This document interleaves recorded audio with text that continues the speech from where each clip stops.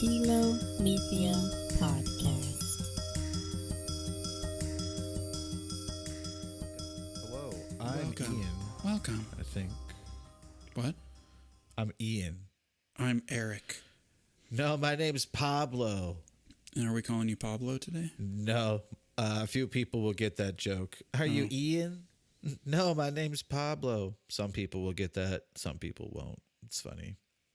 Apparently, I'm not one of those people. I don't know what's happening. But I'm sorry. It's okay. Don't worry about it. Moving on. So, first thing I want to jump right into, a few things actually. Shout out to a few people that have given us some topics that we'll be addressing. Yeah, in the future. for sure. We Good got ideas. We like that kind of feedback for sure. Yeah, we got. I'm gonna say Joshua. Mm-hmm. He gave us one. What's up, Josh? What's up, yo? Yeah, we're actually going to talk about it today. Yep, Yeah. that one is today. I also got some questions from a buddy of mine named Justin. Oh, nice. Shout out to him. Shout out. I'll throw those questions to you and stuff. Oh wait, we already talked about it a little bit already. Tables and whatnot. Oh, right. We can talk about that today too. That's fine. If we if we get have to it, time, sure. we're both long-winded, so we usually don't get through everything. Yeah, and we Which also is get fine. distracted with other things. Tangential. Speaking of distractions, before I can even get to what I want to talk about, distracted with, there's a thing, one of those episodes, I say, do you want to talk about the Tsushima thing? And you're like, yeah, we could do it now. And I go, no, let's talk about it later. I don't even know what that is now. I know what it is because I mentioned it, but it's we didn't come back to it in a way that makes sense for listeners. But it's the resolve thing. It's the healing surge. Oh, the healing surge. Because you have like this a reserve, you homebrew have this rule. pool of something you can use to heal yourself. Yeah, during combat. During and that's kind of combat. like that. All right. Yeah. Well, we kind of talked about the. We did talk about homebrew it. We just rules. didn't bring it back in a way Right. that made sense. Got it. Sweet. For listeners. So Well, that just resolved something in my head. I hope y'all Yeah. enjoyed that. yeah. but Also, shout out to Alex as well. Yeah. Alex. Mm-hmm. Our friend. Our friend Alex. Yeah. Oh, Alex, yeah, dude. I want him to play D&D That so would be bad. insane. He He'd make his something heal- crazy. I know it. Well, and I guarantee you, he would make choices that you seriously could not plan for. Right. So, Right. taking him on a D&D adventure would be like, hey, dude, be ready for improv because this kid is gonna do crazy shit. He's gonna take it in a way that you And weren't expecting. he'll do things that you don't want him to do Yeah. all the time, and it will be insane. Yeah. So want he it. had I some want questions too. So shout out Yeah. to him. Yeah, shout out to Alex. So someone, I won't name them, but I'll let you name them if because I don't know if they want to be named on the podcast. But Sure. someone was talking to you. We were talking about this before the show, and they had a realization about what D&D is, and so I figured we should talk about that because that was a really good point that I think you and I take for granted. That's just like, well, yeah, of course, and other people, like my housemates, they're very mystified by what we're doing when we're playing D&D. They're like, what is this? What's happening? So, are you guys playing with toys? What are you doing? Playing with toys. Yep. Oh God, sorry. That's funny. Yeah. Yeah, let's talk. Hold on. I think I broke Ian a little bit. Let's talk about that. How do you quantify something like D&D? We are all in the group participating in a shared imagination experience where we're describing things as we would see them in our minds, and that builds the world for the rest of the group so that they know when this person's doing something, that's what they look like, or they're describing, this is what I'm doing. Right. We don't have physical things that we're moving around, at least not right now. If you're in person, you have like a little miniature maybe that represents what you're describing and there's terrain that you might move around, but it really is back to how you're talking about it. Mm-hmm. I'm going to hand off to Eric now for some thoughts, and then I'll take some more thoughts. I think it's kind of like you're writing a novel and also creating it. And when it's really good, like a good session is when you and the players are doing it together. The DM is a facilitator, but he's creating this, he or she or they or whomever is your DM, they are co-creating the space with the players, and the players are there to kind of fill it out and interact with that sandbox. But yeah, you're kind of having a shared hallucination, not unlike what you do when you're a little kid. And you're playing, the cliche is cowboys and Indians, but any kind of thing where you're taking on different roles. Kids seem much more into what we would call LARPing. Like they'll dress up and grab swords. Hell yeah. I love doing that when a kid. These roles. So I would say we kind of take it for granted, but that's what's really addicting is when you have that and you feel that shared imagination thing happening. It's really addicting. It's like the best book you've read, but you get to create it and you see it in your head and you experience the things that your characters experience. It's really cool. Yeah. It's really fun. And they're your friends there. And they're in different personas, different caricatures, and it's a lot of fun. It's really fun. It's a lot of people I've met and known. I will pick one out. I'm going to name this person because they don't listen, so it won't matter. But Aubrey, her daughter wanted to play D&D for her birthday with a group of people. Oh, yeah. And Aubrey was like, I'm scared. I don't know what this is. It's so nerdy. Is this going to be fun? And I said, dude, it's going to be a blast. You are going to have a great time because of the situation that you're in. It's a birthday and it's your daughter and it's going to be fun. And I'm pretty sure the DM was her husband at the time, Kevin, who's like an author.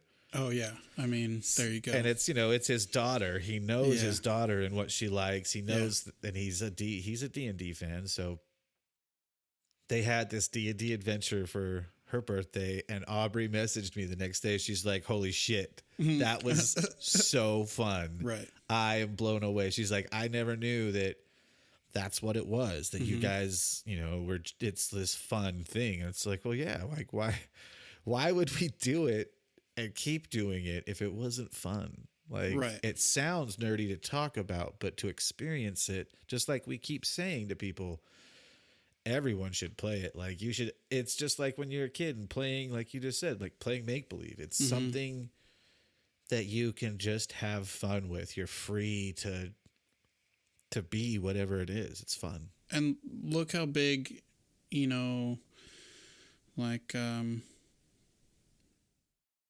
the industry of writing novels is, or movies, or any kind of fiction or content where you're kind of investing your attention and your emotions into a fictional world. There's all characters we love. This is that same, hitting that same button, but it's like concentrated because you're not worried.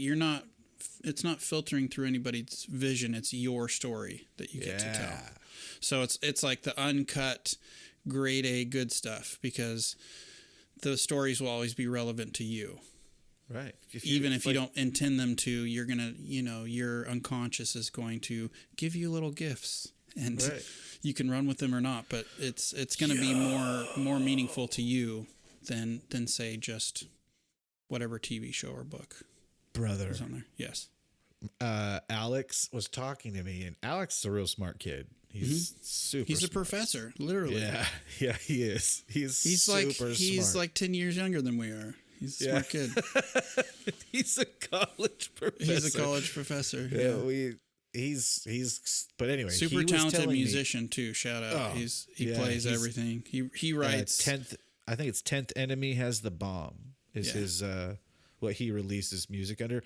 Dude, this year alone, I hate to branch off. This year alone, he's recorded and released music over the last year, more music he's recorded and released now than I have ever written in my life. He'll do I was like, holy shit. He'll do like those months where he'll write and record a song a day and all that stuff. Crazy.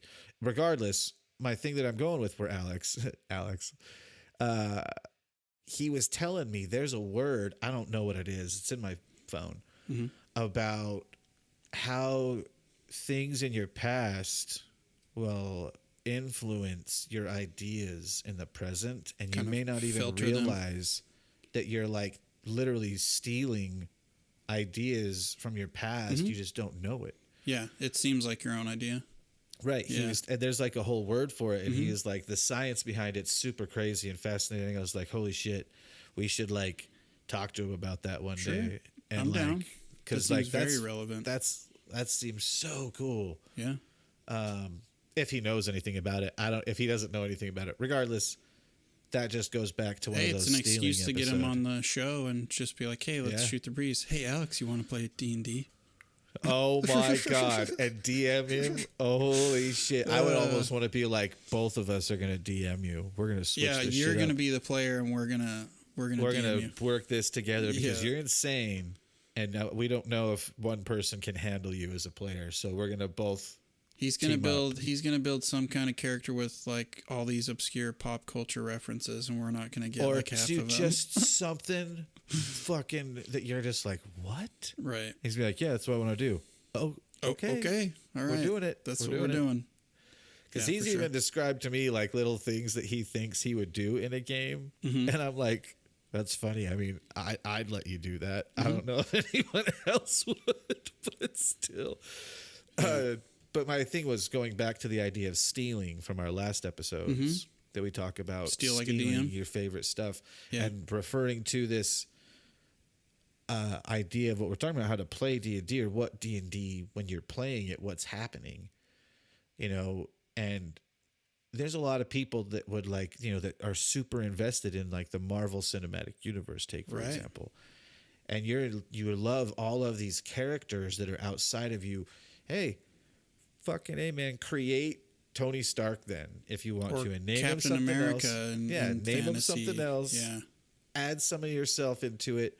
There's your character. You get to be Captain America or and Iron Man. Play him how you think Captain America would roll. Think how cool it would be, and like WebDM's actually talked about this. There's a subclass of Artificer that basically lets you be Tony Stark.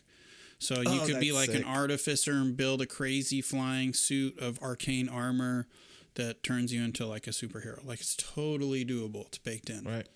Absolutely. That's what I mean.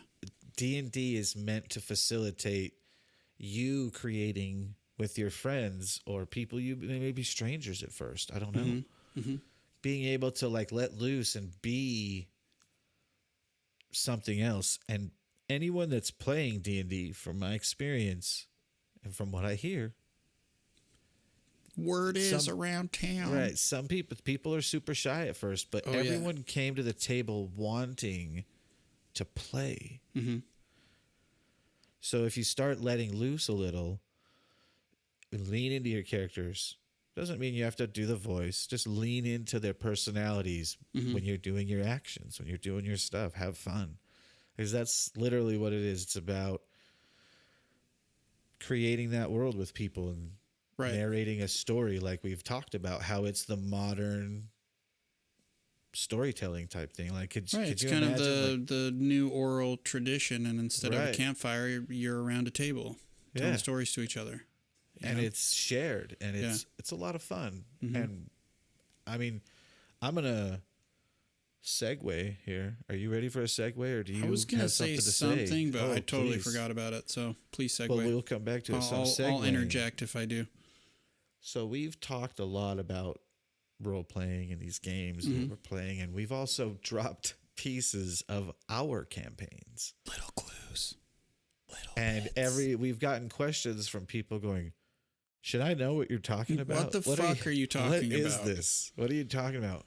Oh, I guess they want to hear about that. I guess there's some people that are curious. So let's talk about it a little bit. Let's preface it, though. The reason why we didn't go on about it is because we didn't want the focus, this is going to sound weird, but to necessarily be like our games. Like we didn't want to just harp on about our campaign worlds, because dungeon masters can harp on about their campaign worlds forever. And it's not necessarily the most exciting thing for other people. So I think instinctually we're like, well, we'll mention it, but we're not really just going to blather on about this the whole time. And if you're a DM and you're listening, you know what we're talking about right now. Yeah. It's so, hard to... Go ahead. It's hard to stop. No, it's hard to stop talking about it once it's like something, it's like a, again, to go to an analogy of like fiction and books, it's like being super into a novel or series of novels that only exists in your head. So nobody else is a fan of this except for you. So nobody understands how it is. So we've been kind of holding off, but people want to hear about it. So we're going to talk about it. So let's talk about it. I'm going to say do you want to start? Or should we flip a coin? Let's start this way, because we both have campaign worlds that we DM, but we also are players in a campaign world. So let's talk about the one that we're players in first, and then we'll talk about the ones we ran, because that's really when everything started back up. That's the first campaign we started playing. Like we weren't Storm DMing. King and Phandelver? Yeah, the Conan campaign. Oh, okay. Yeah. Well, let's do that. So I don't know how to start. I'll start it. You start, and we'll just talk about how everything kind of got revved up. So right after COVID lockdown hit, Ian and I always talked and stuff, but we reconnected with a bunch of old high school friends. And I don't know who came up with it. Shay takes credit. Somebody was like, hey, we should play D&D. And like, that'd be fun. And then John started posting pictures of all the D&D stuff that he had. And he had a bunch of the books. So we started playing, and we ended up playing the Mines of Phandelver. And Ian made a character named Luthien. He can describe it. I made a half-orc sorcerer, which, if you know anything about builds, is not ideal, but he's a super cool character. And so our characters just progressed through that, and then we decided to play through Storm King's Thunder after Mines of Phandelver, which is pretty short. It's not really a campaign. It's like an adventure. Still took us 3 or 4 months. It took us a little bit. We were also learning how to do it. We were learning how to use Roll20. Learning how to play. I was reading through the Player's Handbook, or the PHB. Right. And this is like March, April 2020, right? Am I right? Yeah, we're getting pretty close to two years. We're like a year and over half, just over half. So like we started in like March or April of 2020. I think it was March when we first started. I want to say that too. I jumped on a call with John, and we tested out Roll20, and we figured out, because we were going to use the Roll20 video chat, and it was really crappy. So we were like, let's try Zoom. So we figured out the format that worked best, and et cetera, et cetera. And our party was like 7 people strong, and everybody played every week at first. Oh, so, God. Yeah. And we had it was a lot of fun learning, and, a lot of the characters, we have a lot of really good times with those characters at first. Luthien, because you talked about Pox. So Luthien was a high elf druid, and he chose Circle of the Stars when it was a UA. Yeah, it wasn't. Tasha's wasn't out yet. Nope, it was coming out. Yeah, but it wasn't out yet. It was the UA being like considered. Right. For the gold. Now that it's all said and done. Now wait. Let's mention terms. So UA means unearthed arcana, whatever you want to say. Which is, it's basically how 5th edition play tests new material. So they'll bring it out, kind of pre-publish it for free on the internet. People will try it out. They'll try it out, I think, in Adventures League, which is something we can talk about later, but it's another arm of D&D where people do league play. So it's a little more organized, a little more strict. It's crazy. I totally forgot what we were talking about. What were we saying? I don't remember. Unearthed Arcana. Oh, Unearthed Arcana. So people will try it out and give their feedback. Is it too overpowered? Is it too weak? Is it fun to play? And then eventually they'll publish it in an official rule book. If it makes it. The latest and greatest. So we can talk about this now since it's long gone, but we snagged some of, well, I shouldn't say we, because it was me. Eric helped me at first. Eric was a big part of me learning and getting into this new modern D&D. I was a little farther ahead in terms of sources, so I'm like, hey, you should check this out. Yeah. Hey, there's this option too, and hey, there's these other sites that aren't, this is more homebrew, but John might let you play it. Right. And so I grabbed a bunch of stuff that was from homebrew things, and some of them, I think, by the time I was a certain level, I realized that I had misinterpreted something that I had used a few times, and it grew in power to be like, that's what Luthien, like, he blasts that one spell, he goes blow. Sometimes he was doing so much damage per round, it's like, what the fuck's happening, dude? Like, even back then, it's like, this is not the way this should work. Yeah, it shouldn't have. But I didn't understand that until like probably a month before he died, maybe a month and a half. It was probably around like level 12 where we all started realizing more about how the characters are supposed to work, like the classes, the mechanics of the game. Like, it took us a while. That doesn't work that way. Yeah. Okay. It's been fun, but so we played through Storm King's Thunder. Luthien and Pock were great friends. I want to talk. They were kind of the leaders of the group. It was never a vote or anything, but we would give our opinions, and people would usually go along with it. It's one of the, and I think we should. I mean, if people don't care, then they'll stop listening. But I think we should address that. And some of these people you're gonna hear from, like, they'll be on the show. Oh, some of the players we're talking about? Yeah. So we have, for sure. I was, just give a little introduction. So we had our friend Tine, Tine. He was a wizard. And he was a full-blown wizard. That's wizard. Jerry. Are we saying, the player. So Jerry, who also wrote our music. Yep.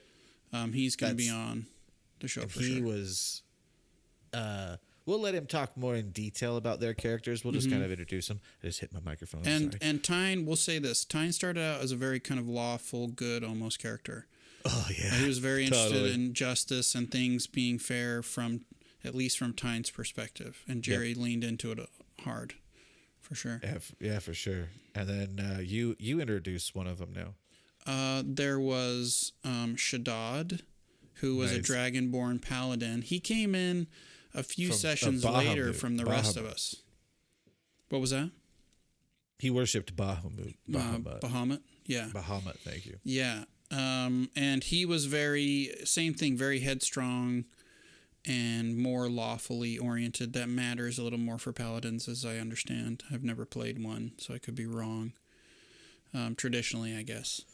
And he and Shaddad and Tyne would align on a lot of issues because the party, this is pretty common, the party would butt heads on certain issues or what to do about certain objects a lot of times. So they would side on one side. Whereas my character Pock, or Pakun Runabesh was his full name, he was chaotic good, and I actually wrote a huge backstory for Pock. So he was born of this dark magic ritual, and he was abused as a child, and he escaped. And through that trauma, he discovered he had powers, because sorcerers find their magic intuitively, or something happens, maybe puberty or something traumatic. So he came from this really kind of broken place, and so he was very kind of independently minded and against power structures and things like that. So that's 3 characters. You introduce the next one. The next one.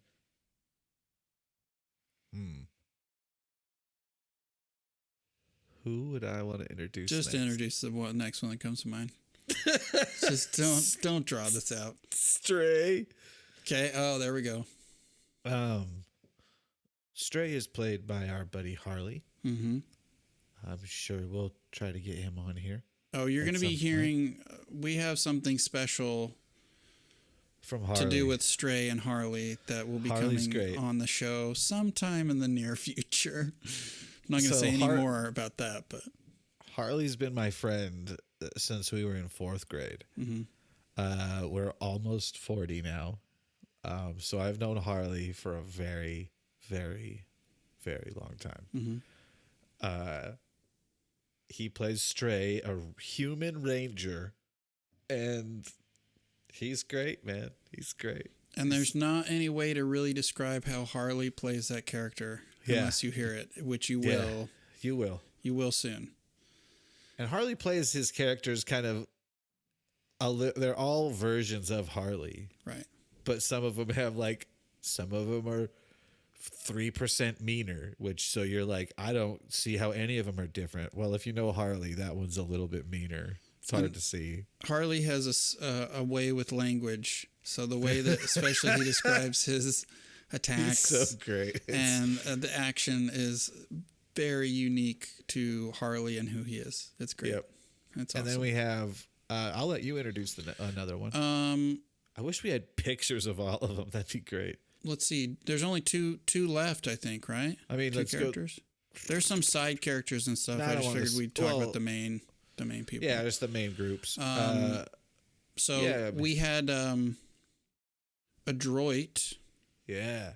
Who was a tiefling ranger, and that was played by our friend Eric Wimmer.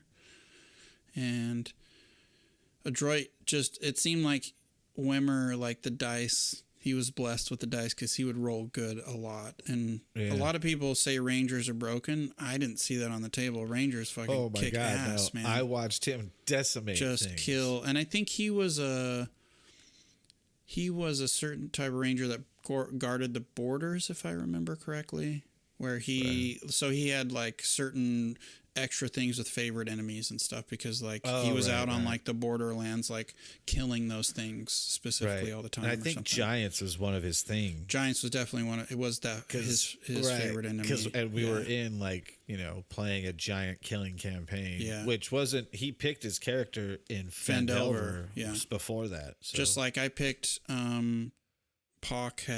My character had giant. He could speak giant as one of his languages, but again, I picked that before Storm King's Thunder. One thing too is Harley's character Stray ended up multi-classing in some artificer. So later on, he started tinkering, and he got himself some magic tattoos, and he made it weird. That's right. Yeah. So okay, your turn. Then I think there's only one more. Yeah, there's only one more, and that is, it's been so long. Hold on. I know his name. I know Geary. Geary. He was a dwarf monk. Mm-hmm. And that was our friend Paul, who kind of like Ian has known Harley for a long time. I've known Paul since I was born. He's not my brother, but he might as well be everything but blood. And the podcast we mentioned once in a while that we tried to do a long time ago. He was the third host. He was the third guy. And I've had him DM me in a Symbaroum campaign, which if you don't know, Symbaroum is another role-playing game. It's similar to D&D. It's in the ballpark, but it's made by I want to say Swedish company. I could be wrong. I apologize if that's wrong. But it's really fun, and like magic will corrupt you. So if you cast magic, you have this resource management thing. It's really fun, and he's really good at he's very imaginative and creative. So if you do something weird, he'll roll with it. So it'd be really fun to get him on here and doing some. Oh, I'd love that. Doing some he's DMing. The busy guy. So, yeah, he's very busy. A lot of our friends are responsible, unlike us, and they have families and children, and so and wives and stuff. So it's kind of a miracle that they can play it all, because it's D&D and RPGs can be time consuming. So props to them for all that.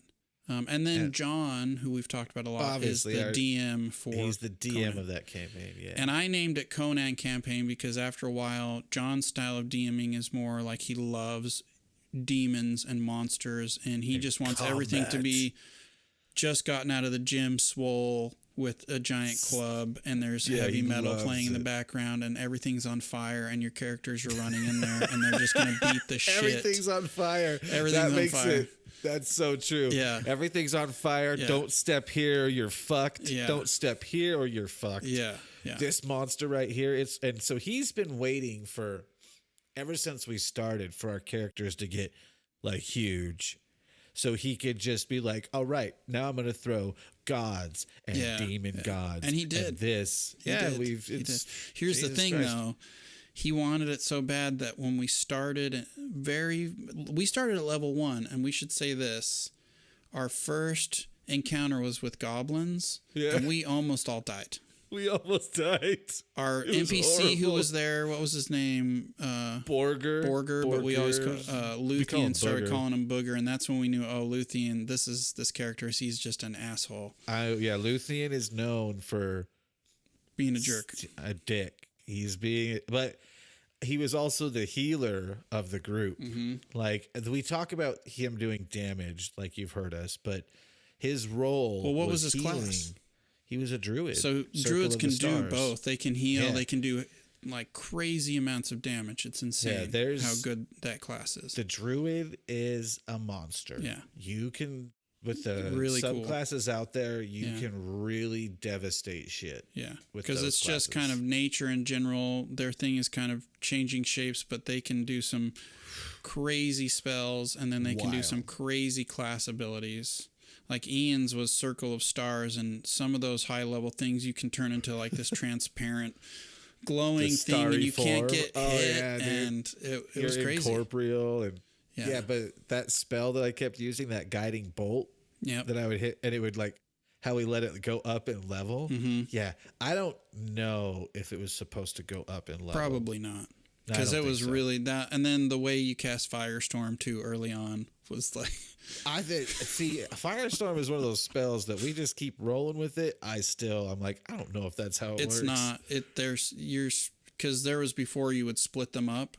So you would, because you have 10, and so you'd have like 3 here. They're all supposed to touch. Well, so that's the one thing that we figured out. Yeah. But then the other thing is, well, if the creature's big enough, can I center them all? I think it's like Meteor Storm, where only a certain amount. But again, I haven't read. I've never really used Firestorm, but I'm like, that seems too OP for just main. 100% agree. But mainstay D&D. We don't know. Yeah.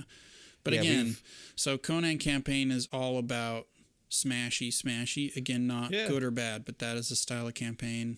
So for instance, it was a big adjustment for me because I really went into like depth on Pock. Like he had this huge backstory. He had all these NPCs that were chasing him, like a tribe of orc hitmen that I had named this tribe. They wanted, like, my mentor sent them after me, but it's not really the campaign for that.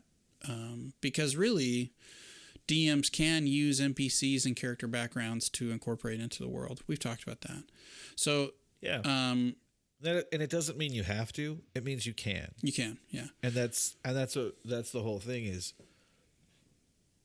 I mean, sorry to derail you real quick, bruh, but we brought this up. I just want to say this really quick. So the reason John was super excited for us to get buff, so we got double experience every time we got experience. So we leveled up really fast. It was like we had steroids for our PCs. Like they were just like, within a week they go from 1 to 5. I think we kiboshed that at like 13 or 14. John did. He's like, okay. He started realizing how fast we were killing things, and he's like, okay, we need to press the brakes on this a little bit.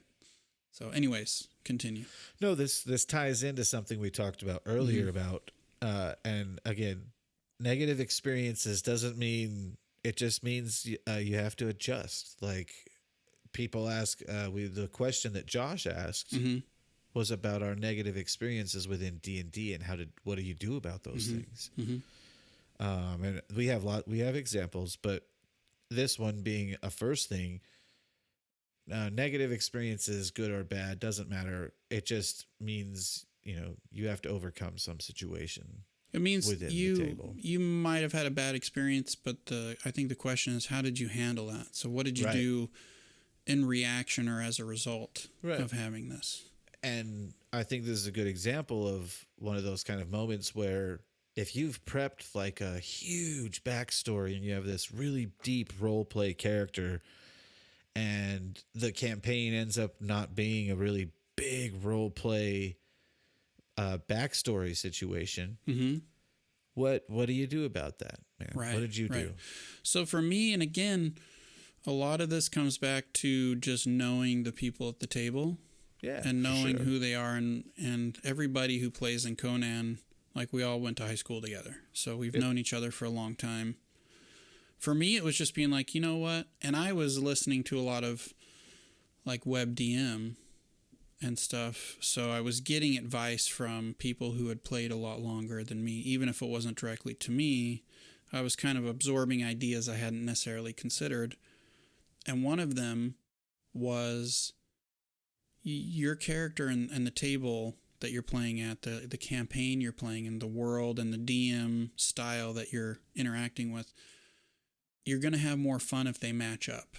And I had made a character that didn't really match the campaign. I didn't know that. I don't think any of us did, because we needed to play and then go, oh yeah, of course John's going to be this kind of DM. Yeah, this is the way it's going to go.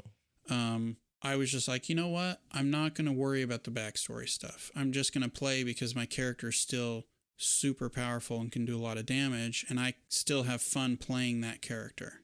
So for me, it was just kind of letting that stuff go. And a lot of my dealing with problems is either talking to somebody about it if it's a big problem, or letting it go because, you know what? It's really not that important. I just want to have fun at the end of the day. Yeah.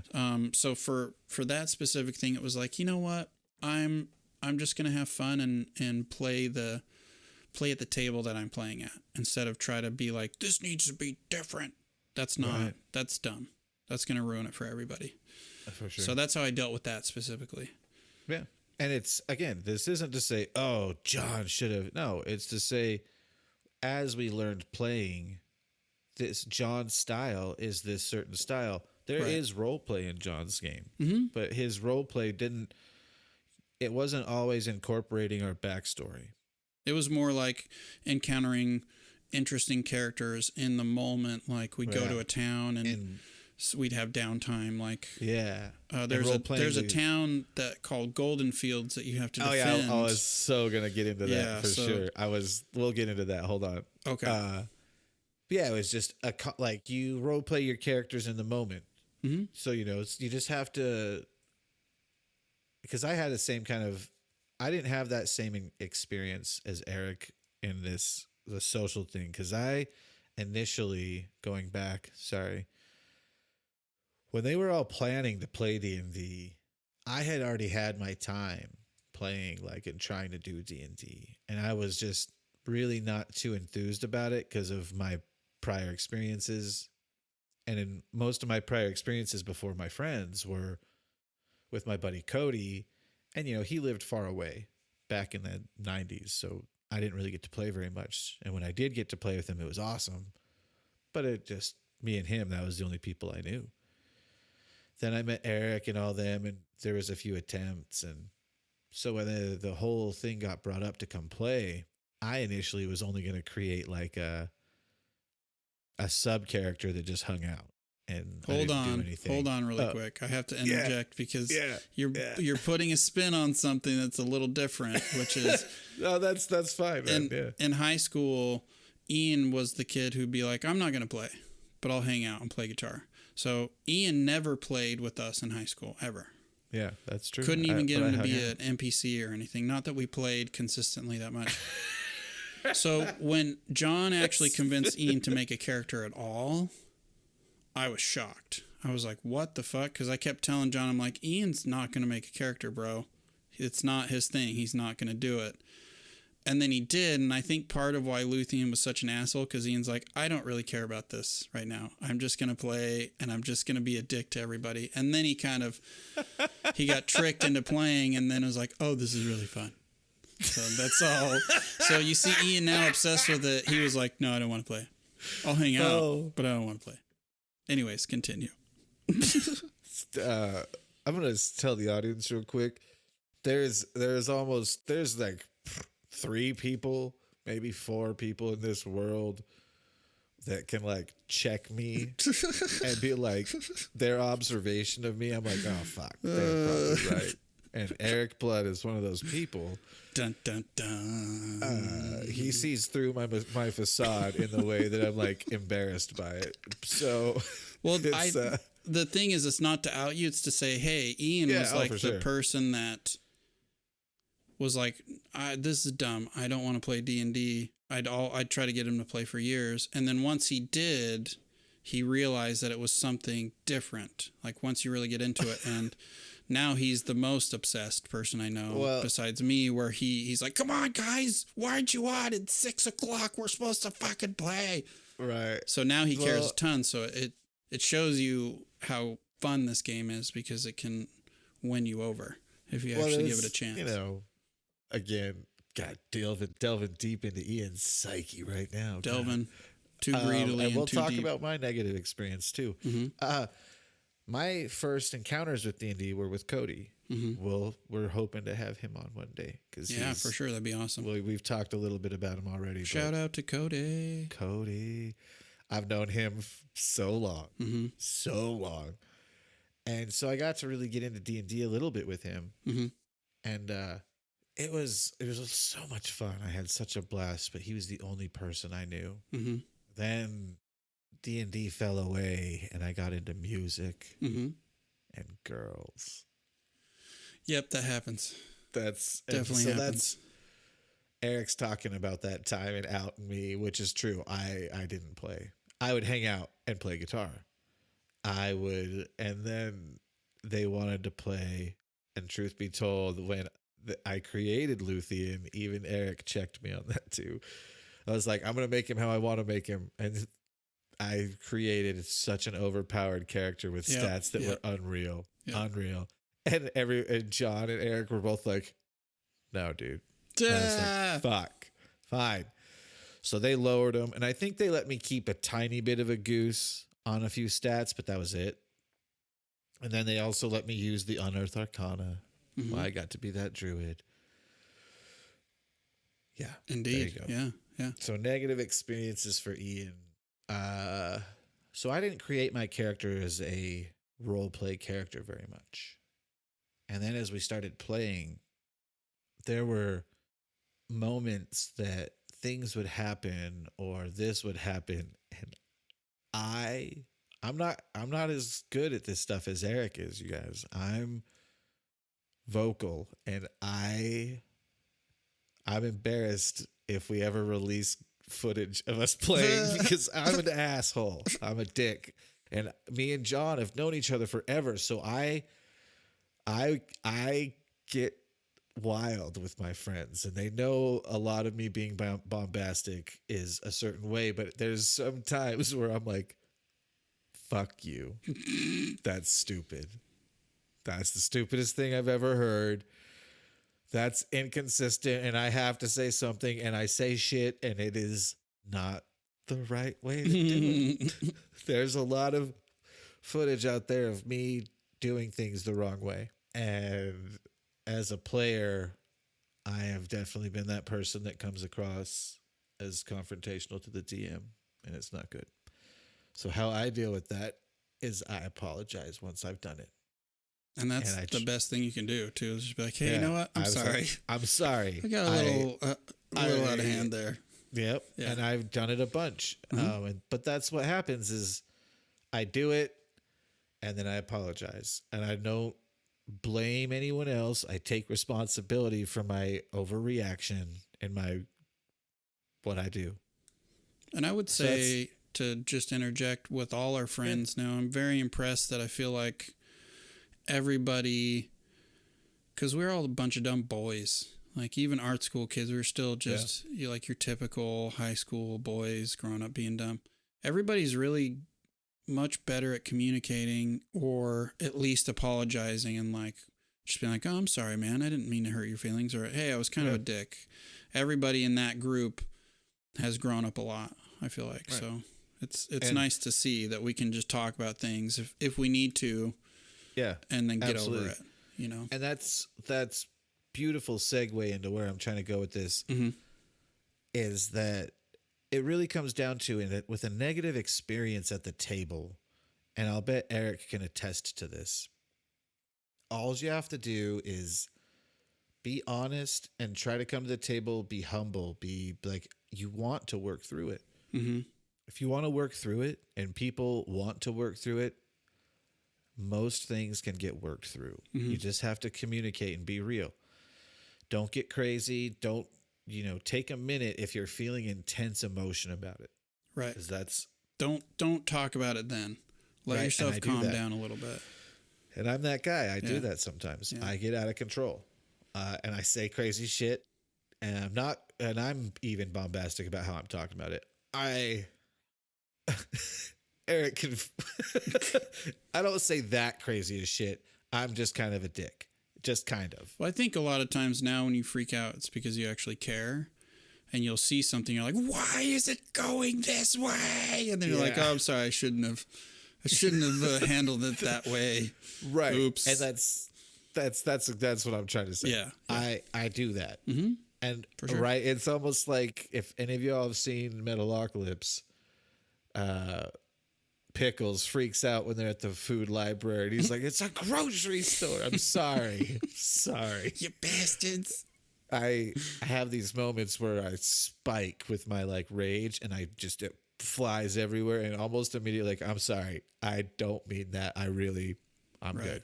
Sorry. And I shut up. Me, it's not really that I'm smarter. It's that I know I'm going to say shit I regret if I speak out of emotion. And so I know it's just going to go better for me and everybody if I just wait until I'm not upset.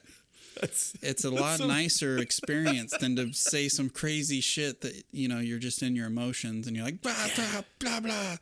And then you have to apologize for that. This is way harder. Right. So it's kind of a pride thing for me, I guess. You have anxiety. Nice. You have anxiety because you want to say it, right? Mm-hmm. So you say it. And now you said it, so you have anxiety for saying it. And you're all, okay, what are they going to say back to me now? Right. So now you've created it. So it's like, oh, wait. Yeah. Don't say it. You know that makes it bad. I don't want to play tennis with words. Yes, I'm done. I'm good. Yeah. So, but anyway, right. Mm-hmm. But that's all it is. You learn to talk through it. Even I'm sure with any of your other examples of negative D&D experiences, it has to do with come back to the table. I have one right now about it to transfer into. So we're kind of going back and forth, which is cool. Right. So I'm going to talk about my Sunday campaign.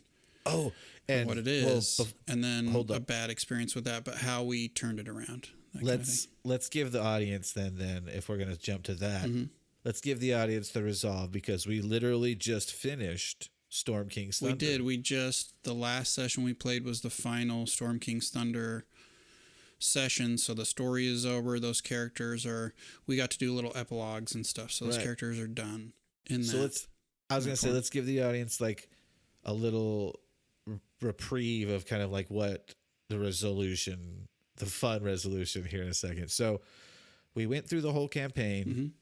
We're not going to tell you everything that happened, but we did it. Right, we won't spoil the campaign, but we finished it. The characters won. Nobody died. Nobody died. Well, one person died, but not as a result of the end. Not at the end. So, Luthien perished fighting crazy. This is a while ago. This was a few months ago. Oh, this is 8 months ago. It was a while ago. Yeah, maybe 6 to 7. It was in the summer. Yeah, maybe a little before summer. Maybe summer. Luthien died fighting a god, the god of beholders or something. Beholders are basically these giant, think of like a meatball with a bunch of eye stalks that come out of it, and each eye stalk can cast a different insane spell. Now think of the god of that, and they can also do anti-magic cone, which means all your magic doesn't work. It's fucking useless. Yeah. So we encountered this crazy god, and it ruined us. Mm-hmm. We all thought we were gonna we were pretty good at getting away, but my character Luthien, which people still sometimes say because it just comes out of your mouth. Well, Luthien. also, what's your new character's name? Well, we'll get to him. Okay, well, I'm just saying the two names are a little similar. We'll get to him. Okay. So he died. Mm-hmm. He got blasted by a disintegration beam or some obliteration ray. I'm sorry. And if you got reduced to 0 hit points, You're done. poof, you're gone. Yeah, you're not unconscious. Your body has been disintegrated. You're completely gone. It was this super lame ending to that character. It was just kind of out of nowhere. We hadn't fought any beholders up to that point. It was just kind of suddenly we're fighting the god of beholders. We have no strategy for this. Right. And Well, it we just followed, gives us the we woofer. followed a hook that the DM gave us about some portal situation. Yeah. And we were like, oh, cool. The TM's giving us some portal situation. We go there. He killed me. The characters all had breakdowns. A bunch of them had like these breakdowns. My character Pock just walked off into the darkness. He That left was the game. He became an NPC, a non-player character at that point. Like he was done. So he left. Shaddad left. Mm-hmm. Luthien's gone. Shay's character, the Dragonborn Paladin, left. We had another player playing with us at the time named Satya. Mm-hmm. She was a cleric. She left. Well, no, she didn't leave. She was kind of around, but then she stopped playing. I guess. She's not here now. Yeah, she not doesn't here play now. Yeah. But so then they go to resurrect my character through some clerical thing, and they do this thing, but my character doesn't come back as me. I come back as a character named Ravinian, which is the word raven and Ian. Ian always puts his name into his characters. Almost all the time I put my name. Almost always. Okay. I think the actual play that I run that you'll hear by the time this is out, I think that was the first time. The first character. First character with your name not in the name somewhere. Yep. Yeah. And that was just because we had to flow with it, so I didn't have time to really like put one on there. And I know, there's so many. I know, but I'm weird. Hey, it's your characters. You get to build them how you want. So Ravinian, the character I created, came back through the grace of the god Saloon, which was the Druid god that he worshipped, Luthien worshipped, and also the Raven Queen, which had a vestment in this hero succeeding, and the gods needed the heroes of Goldenfield, which we're gonna get into right now, to continue their journey to do things. Pock left, Shaddad left. And also Shaddad, the people who really left were Pock, Shaddad, and of course Luthien. So it was kind of the fracturing of the party, and then it's like the original X-Men, and then that falls apart for some reason, some disastrous, facing off against Magneto. And then the heroes start to regroup, and you have some new blood mixed with some veterans, which is kind of Heroes of Golden Fields 2.0, which we will explain. Instead of the X-Men, it's the Uncanny X-Men. Yeah, exactly. So it's just another version of them. Yeah. So I had a big story for Pock because that snapped something in his brain. I mean, I can go into it if people want to hear it, but I feel like he left and he didn't really ever come back into the campaign. We talked about him at the epilogue. I was going to say we'll get to the epilogue and we'll have it. Okay, if we want to talk about our other campaigns, we don't want to spend all our time on this. I think we got about 5 to 10 more minutes on this one, and then we're good. Okay. So I built my character Switch, and I actually used a cool DM's Guild manual for doing different things with your race because it's really hot topic issue now, but I always had I was going to say, anyone listening right now, this is in like one of the first books for 5e. What's in one of the first books? The lineage thing. They don't really talk about it in there. Right, but it's mentioned. It's this little blurb, isn't it? Or where did you pick it up from? No, I picked it up. This is a homebrew thing. They finally changed the rules in Tasha's. Tasha's, okay. Yeah, so very, very recent. And that was because people kept clamoring for it. Like very loud voices. But it's canon to 5e. Well, not the way I did it. They don't really talk about it tons. They kind of give you some rules, and it's very broad, and they're kind of like, you figure it out. Hopefully, the 5.5 edition that's coming out in 22 will make that a little more canon in the player's handbook. That would be super cool. Nice. So I use this PDF called Ancestry and Culture. I think it was like $5, maybe 10. And basically it shows you how to build mixed characters. So I always thought it was dumb how it's like, why do you only have half elves? And in old D&D, there were actually like reasons for the gods, like certain races couldn't pair with each other because the gods did some kind of handshake deal. And the orcs got screwed out of their birthright, so basically they could mate with everybody, apparently. That is not the way it is in 5th edition. And so I really love races like orc and drow and kind of these, what do they call them? Just maligned races traditionally. Right. That's kind of popular now, but I've always liked those characters, and especially mixed characters that don't really fit in anywhere. So I made a half drow, half orc character named Switch.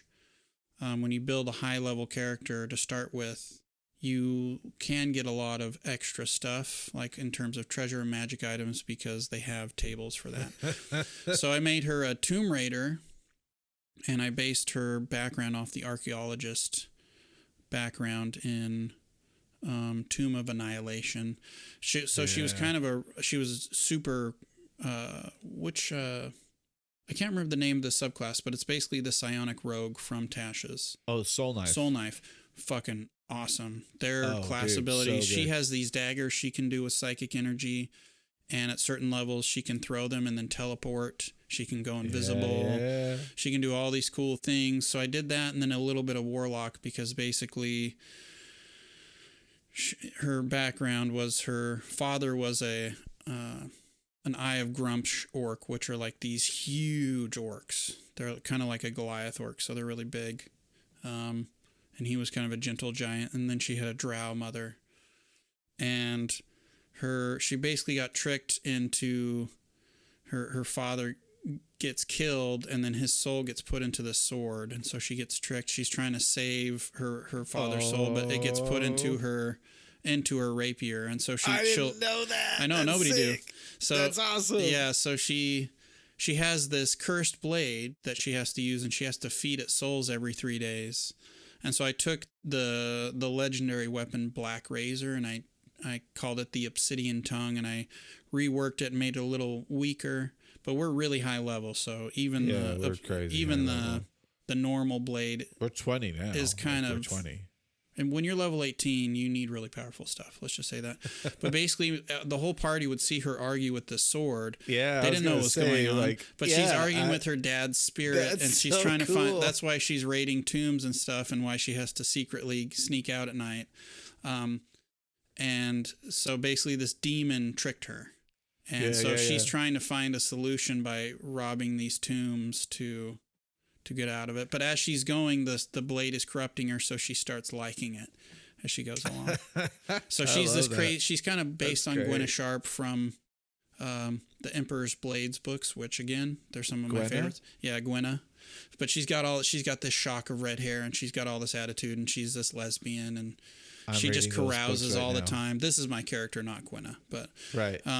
Well, so that's Switch. So she just, as soon as I started playing her, she was just one of those strong, she was like, so good. good. And I was like, this is my favorite character ever. I want to play her always. I love that character. So that's Switch. That was my new character. And I'm like, I'm glad, as crappy as it was how it happened, I'm glad that the party got fractured, because it allowed me to make my favorite character that I love to play.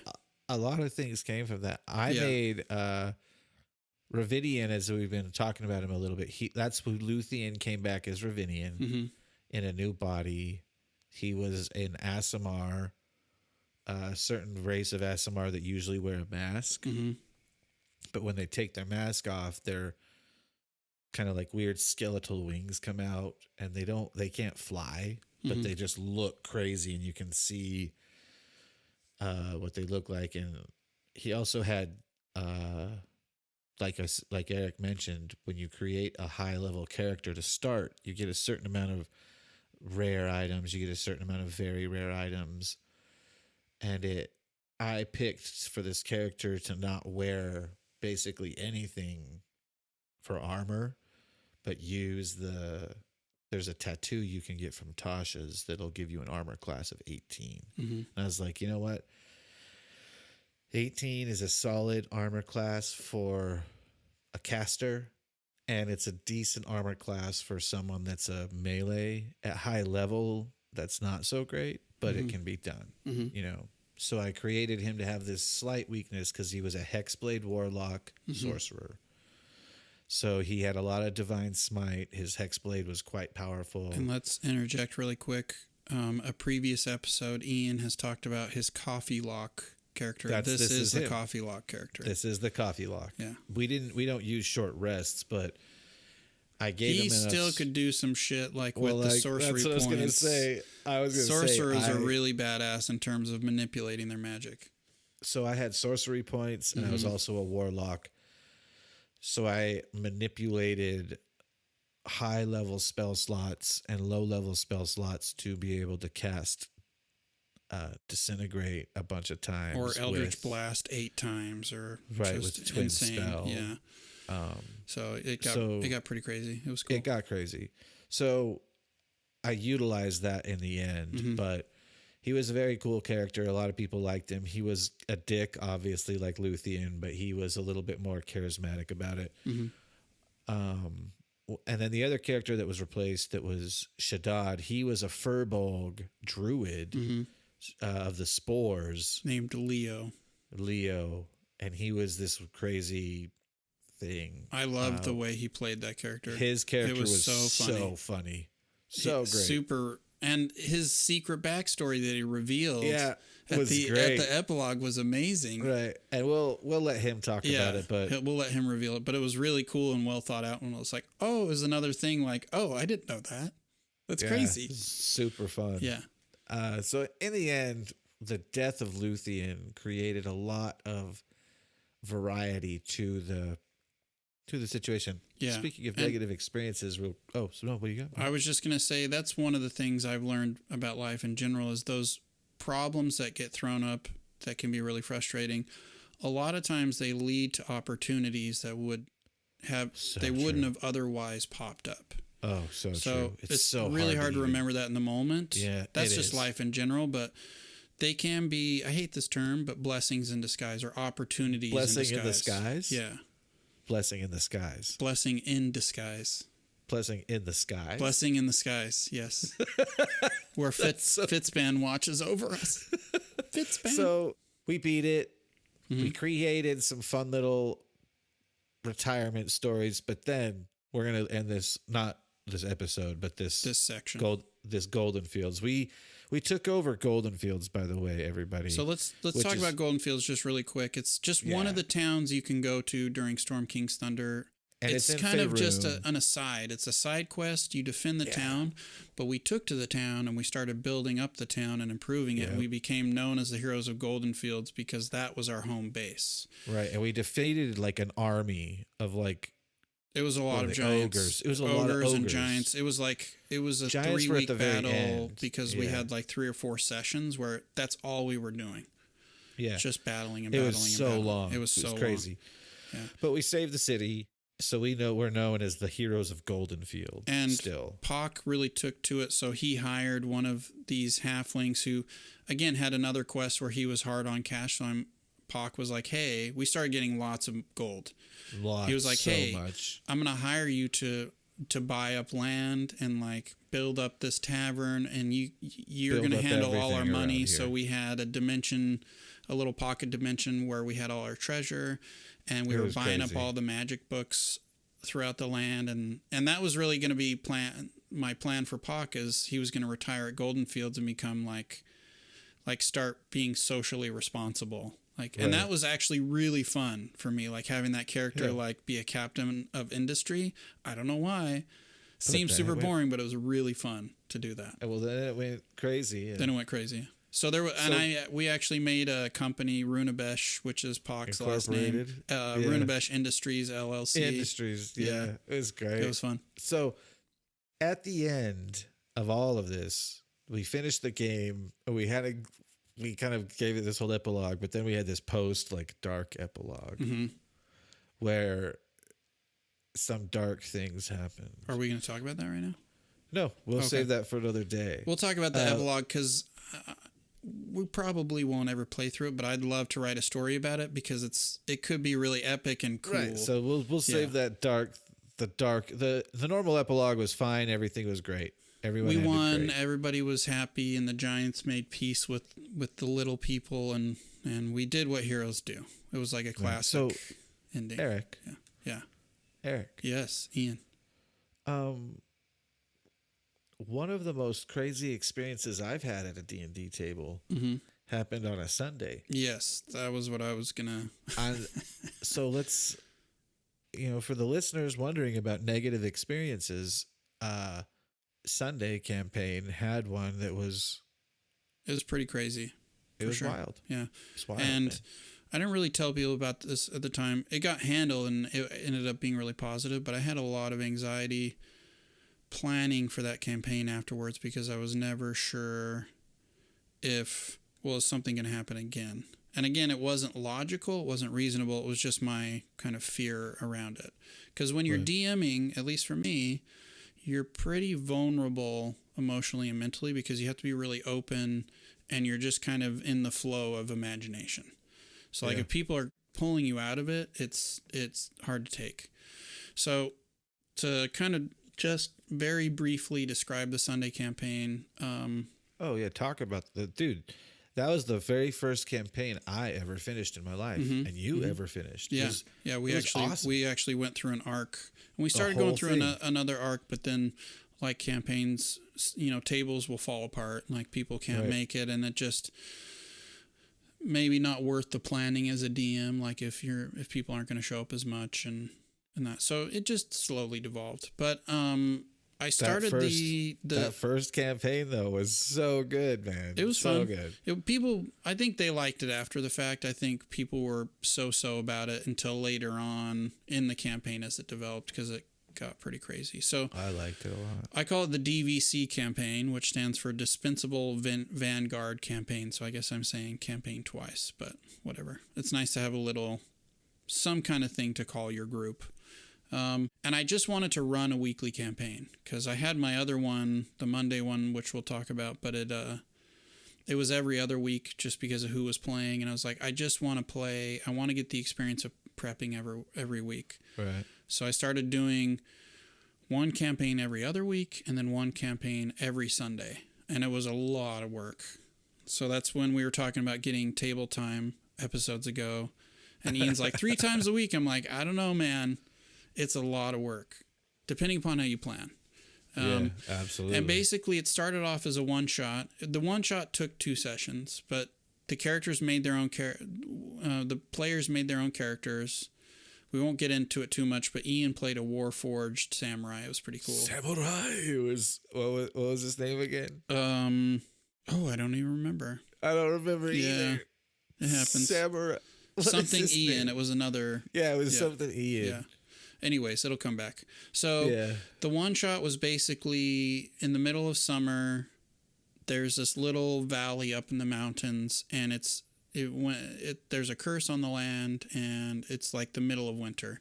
And these characters get summoned by one of the leaders of the town to kind of help solve this mystery. And it goes from there. And there's all kinds of like lies within lies and people deceiving. And basically this hag has place this curse on this town or on this valley, and you don't know why, and you find out there's this group of adventurers that settled down here that maybe did some bad stuff.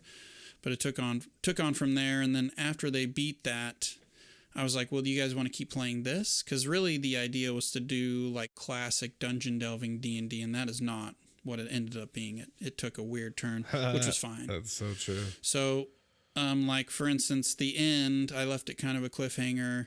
Like they went into this lich's lair, and the lair rises out of the ground and it becomes this floating tower and starts floating away. And you find out the hag now has all this power. So they had to figure out how to like get onto the lich's tower. And basically the rest of the campaign was in this there were these 2 towers connected by this huge bridge. So they went up all the way through all these levels and got up to the top of the tower, found out they were being deceived, had to come back down. And that actually had an ending. Like we ended it because it got pretty hard there just to keep going, but we muscled through it. We got through the whole thing. So bad experience. What? Are you going to talk about it now? Yeah. That's what I was going to do. Yeah, cool. I want to just note, I remember the name now. Oh, what is it?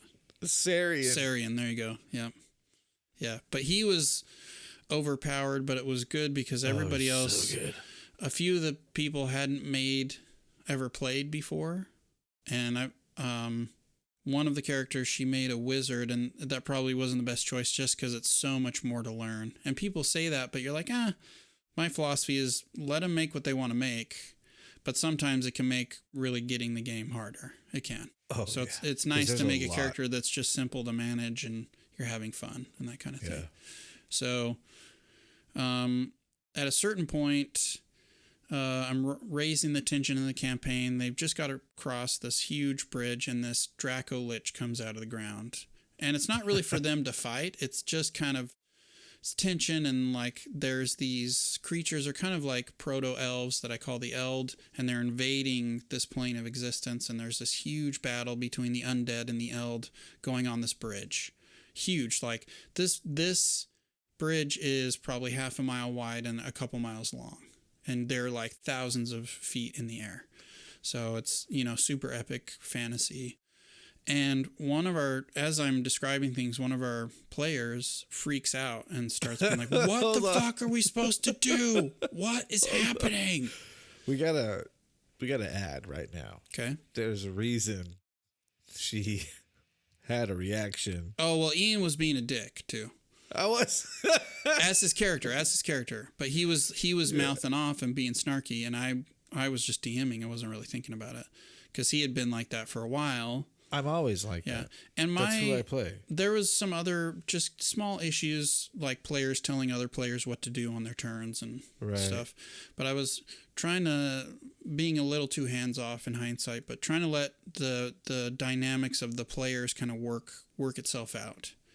Like who's the natural leader going to be? Because it doesn't really work, in my opinion, unless you have your party is like all part of like a troop of soldiers to like vote in a leader. It doesn't really work because it all depends upon how the players play their characters. It's how they play. Yeah. So people elect a leader. It's not really electing. It just kind of happens. It's better to let it be natural. So, Ian was doing his thing, but it had been a problem for a while. We just didn't know. And they, freaked out. But it was understandable because they were really anxious about some things, and that kind of stopped the game. We stopped everything because once you could tell it wasn't just a small thing. It was like they were really frustrated. So we stopped the game. You could tell it was like they were not having fun. Yeah, they weren't having fun, and we started to talk through it. And then one of our other players started saying things, and then there were 4. How many of the party? 5, I think. 5. So one of our players freaks out, another one starts talking, and a third one says some stuff. Takes what the second one is saying in a wrong way, and they start name calling and stuff, and then they both leave. Yep. So we're trying to talk through stuff, and then suddenly 2 of the players jump off of Zoom because we're not in physical space. We're not in person. So that's one of the things is that you can't, if people don't stay there to talk through stuff, you can't fix it. Yeah, you can't make them. Yeah. They can just leave. And I was about to, talk through what the player was saying. But anyways, the player who freaked out, understandably so, because they were thinking like... They were very upset. Oh, if I lose or if I die or if I get other players killed, they're going to kick me out of the table, which is not the case. That's not the case. We're not playing like... This isn't a video game. Guild, we're not playing as a guild on WoW or something where like you're going to do raids and... this is much more like playing through a book. Oh yeah, and I keep saying. No, you're good. So at that point, it was just like, let's just talk through this. What are you frustrated about? Like what don't, because they didn't understand what they were supposed to be doing. Yeah. And so we were able to just sit there and talk through it, and it ended up being really positive, and we were able to clear things up. Yeah. And so really the only thing to do about that was talk through it. and make sure that everybody was feeling good about it. I, of course, had anxiety after that, but that was just kind of the emotional impression I was left with after everything was done. Not anybody in particular. It was just like, one of those Pavlovian things where, okay, it was intense. Is it going to happen again? So it was really just talking through it and then continuing to play, honestly, like going back to the table and playing more. And that's been my solution with a lot of stuff is, okay, after you talk about it or you have a bad experience, you have to go back and play again. Yeah, you have to move past it. Let it go. Yeah. Do your very best. Let it go. Find different people to play with if it's the people that are a problem or... If it keeps happening. Do what you need to do. Yeah, but don't let other people ruin your love of the game is my big thing is like... If you love it, sometimes it takes time to find a group. Or sometimes it might be time to move on. You're like, you know what, this table doesn't work for me anymore, and that's okay too, in my opinion. So well, I'm gonna talk about that whole campaign as a player real quick for you. Sure. And this was completely homebrew. Yeah. And I was building it because it started off as a one shot, and then I just had to furiously build the world out from there. And I came up with some cool ideas that we never even got to. It was fun. Yeah. It was super fun. Like lots of moments happened where we were like, oh, this is cool. We met this druid person and they gave us these cool tattoos with these transformation powers. Nope. That was a fucking, that was a fuck you. That was a bad guy. Being invisible. She fucked us. Yep. And then the whole thing was very stress inducing because there were a lot of like scenarios we thought we were juggling when they didn't matter in the end. Right. But they seemed like they mattered. Right. So there was it was really fun. Like I had a blast. There was a lot of role play. Mm-hmm. There was a lot of combat. There was a lot of exploration. There was a lot of everything that I enjoy about D&D. Mm-hmm. Each one of those things was there. It was a really fun experience. It was the first campaign I ever completed. It was a mid-level, low-level campaign. I went unconscious so many times. I felt threatened everywhere we went. I never felt safe, if that makes sense. Like it was never, I felt like I was in an adventure. Right. Like I felt like that. So that was awesome. I think it was just the world was fun to play in, especially at first because it was winter in the middle of summer and they had to go out to this wintry forest and it's cool. They had to pass these trials. This druid made them do trials and then they got these tattoos that ended up being cursed, but they were able to transform into hawks and fly to the tower and start working their way up the tower. So it had a very kind of, I was trying to go for more fairy tale feel than high fantasy. So it was fantasy, but it was kind of supposed to feel mysterious and amorphous and like, ooh, what's beyond, sight in the dark forest, that kind of thing. And I did have different endings. If they made certain choices, it could have ended really bad for everybody. Yeah, one of our characters, to sum this one up, sacrificed themselves to save everybody. It was, but basically she had to replace the spirit of death so death could be restored because death was out of alignment, so the dead would just come back. It was cool. Yeah. It was a lot of fun. Yeah. A lot of mystery, a lot of fun things. So very good.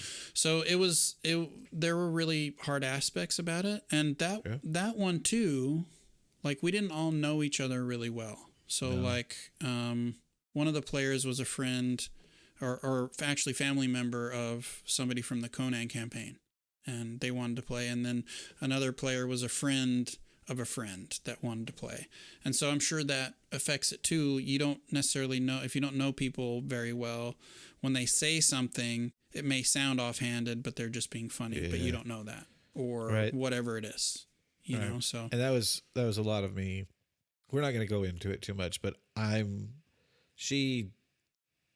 was belligerent with my character and there was miscommunication. Once we talked through it, because I totally talked through it. If I'm offensive, then I'm always the first to be like, oh my God, I'm so sorry. I'm just playing something that's a joke. I'm not meaning anything like that. And it wasn't like I was saying mean things to them. I'm just direct about what we were doing. And it was Yeah. We already know about me. And I want to say something is that I hate talking about things. I hate it. Yeah. It's not, Me too. it's not just not my favorite. It's like my least favorite thing.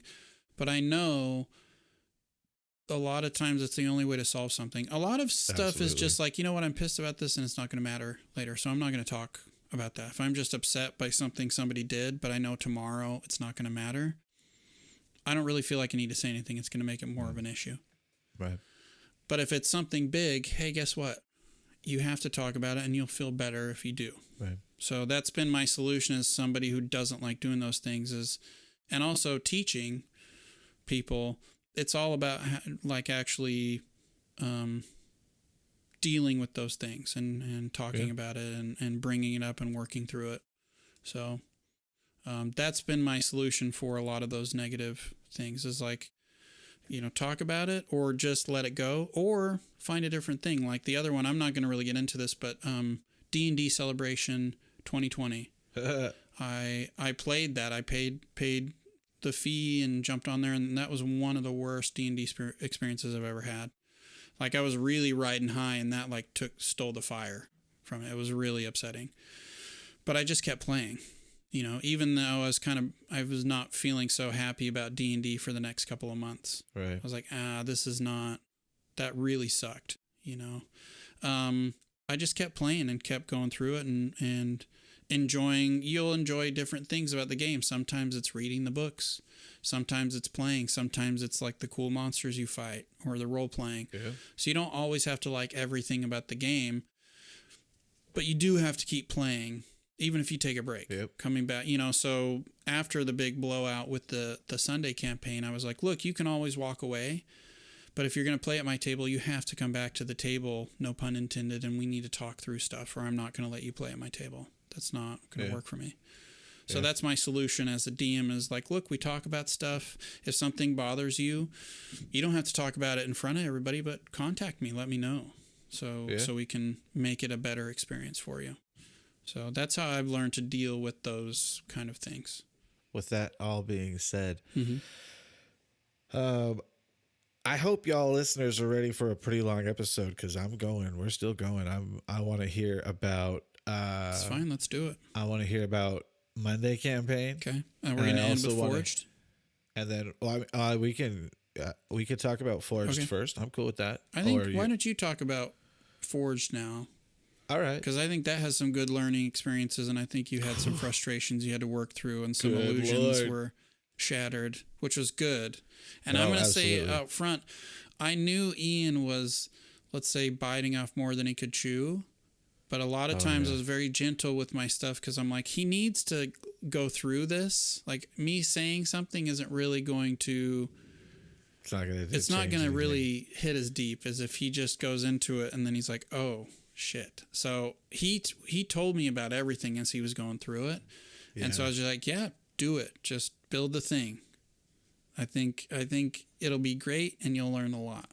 So Forged, since most of I'm gonna call our friends out real quick. Since most of them don't really listen to this, I'm going to say a lot of stuff. I'm not going to give too much away because, and again, that's not a knock on our friends. It's that your friends aren't necessarily your target audience. Let's say it that they're way. Not the ones listening. And if they do, if you listen to Forged or if you play on Eric's campaign, you should probably turn this off now.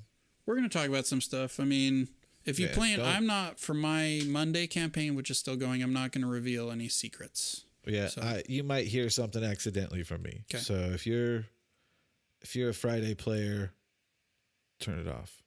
Now. Turn it off. Or just fast forward till you hear Eric talking about his. Mm-hmm.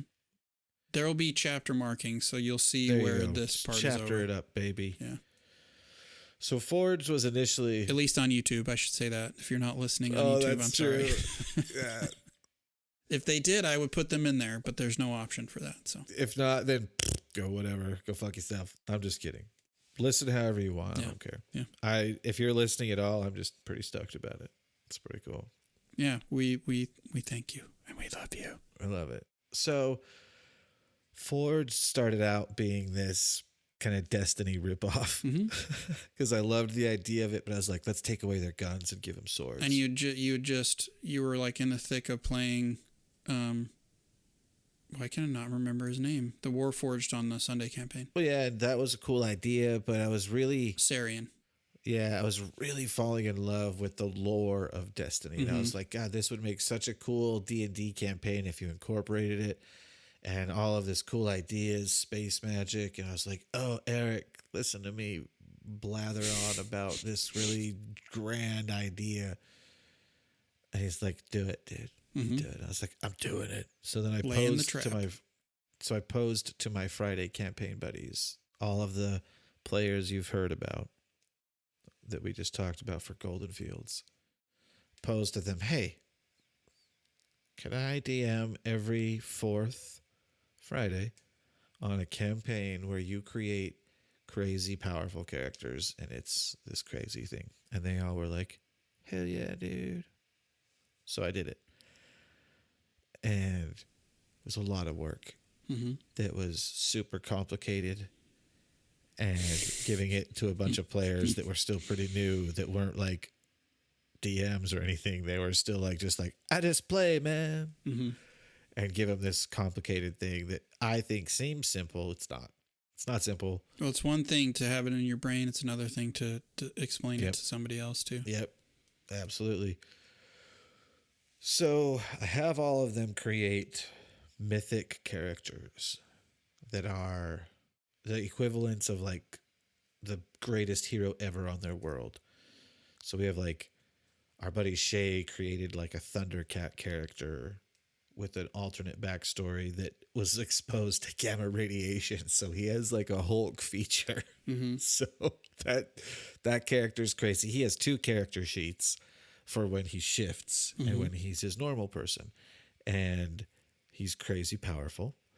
We have Conan. We've talked about some of these characters. We have Conan the Barbarian, and the that's literal Conan. John, the DM for the Conan campaign, playing Conan. The Conan the Barbarian. The Conan. Not like just a barbarian, but like Conan. a thief, adventurer, ranger. He's a crazy character. His character's out of control. He's highly multi-classed. Oh, it's wild. He's hard to tangle with. Yeah. We had a character named Gaia that was the Esper. We've talked about that. We have a character named Psyche, which is Harley, and his character is... It's another Harley brand of character. Yeah, I don't even know how to explain him. He's a character, but he's based on fire. He's a fire creature, character, person. Who else is there? Help me here. Wimmer did play for a little bit, but I don't know much about his character. Right. And we've talked a little bit about her. That's the girl. Right. Based off an character. obscure comic character, I think. Yeah. There was my character, Erebix, which is the 9-tailed fox. It's basically the word Erebus, which is darkness, but it's got a female suffix, essentially. And that they're like based off the 9-tailed demon fox of Japanese legend. It's not from Japan, but kind of put that in a Greek world setting, essentially, and that was its backstory. And now they were these like mythic heroes, kind of like Green Lanterns. They were called Archons, and they were from this thing called the Bridge. And the Bridge is kind of this like security force for this reality that they exist in. Something happened, and they destroyed a whole universe. It's like 5 or 6 planets, I think, that they're blamed for destroying. So they're unmade for this. Literally, they're not dead. They're not anything. They're just unmade. So there are these kind of rebel characters that kind of exist outside of time from other realities that pull these unmade pieces back together over time and remakes them and gives them similar powers to what they had as Archons, but they're different. Just these wild space magic powers, let's say. And then I just turn them loose. And Erebix was initially not an antagonist. We've talked a teeny bit about it. He was meant to be just one of the antagonists to the characters that could do whatever he wanted. He didn't have to align with them. He was Eric. Eric could play him. So if he aligned with them, cool. If he didn't, shit, some of the sessions he didn't play. He's been playing mostly lately. And I'll let Eric talk about his character in a second because he's a wild one if he wants to. Sure. So a lot of stuff has happened, and the plot of this homebrew was very grand in scale. And now looking at it, I keep having to pare it down as they adventure, realizing, oh, my idea's like so huge. They're never, ever gonna do all of that. That's so much. How do you do this?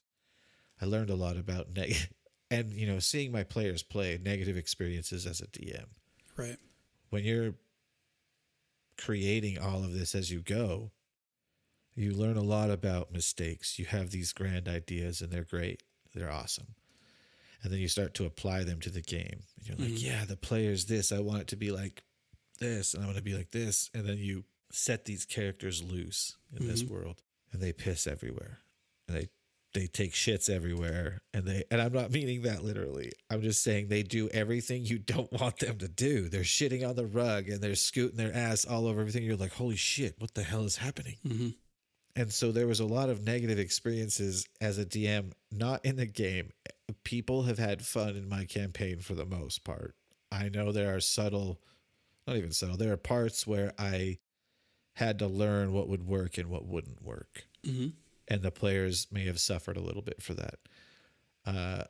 I'm a pretty forgiving DM because of the homebrew nature. So a lot of stuff just gets kind of brushed over. We just kind of go with it. Mm-hmm. But that does make for a lot of inconsistency, like I bitch about. Right. So I understand that. So I'm trying to learn. Yeah. We've had a lot of fun with it. There was a lot to the initial plot line, but it's had to be pared down quite a bit into something else that still works within the frame of what I want. Mm-hmm.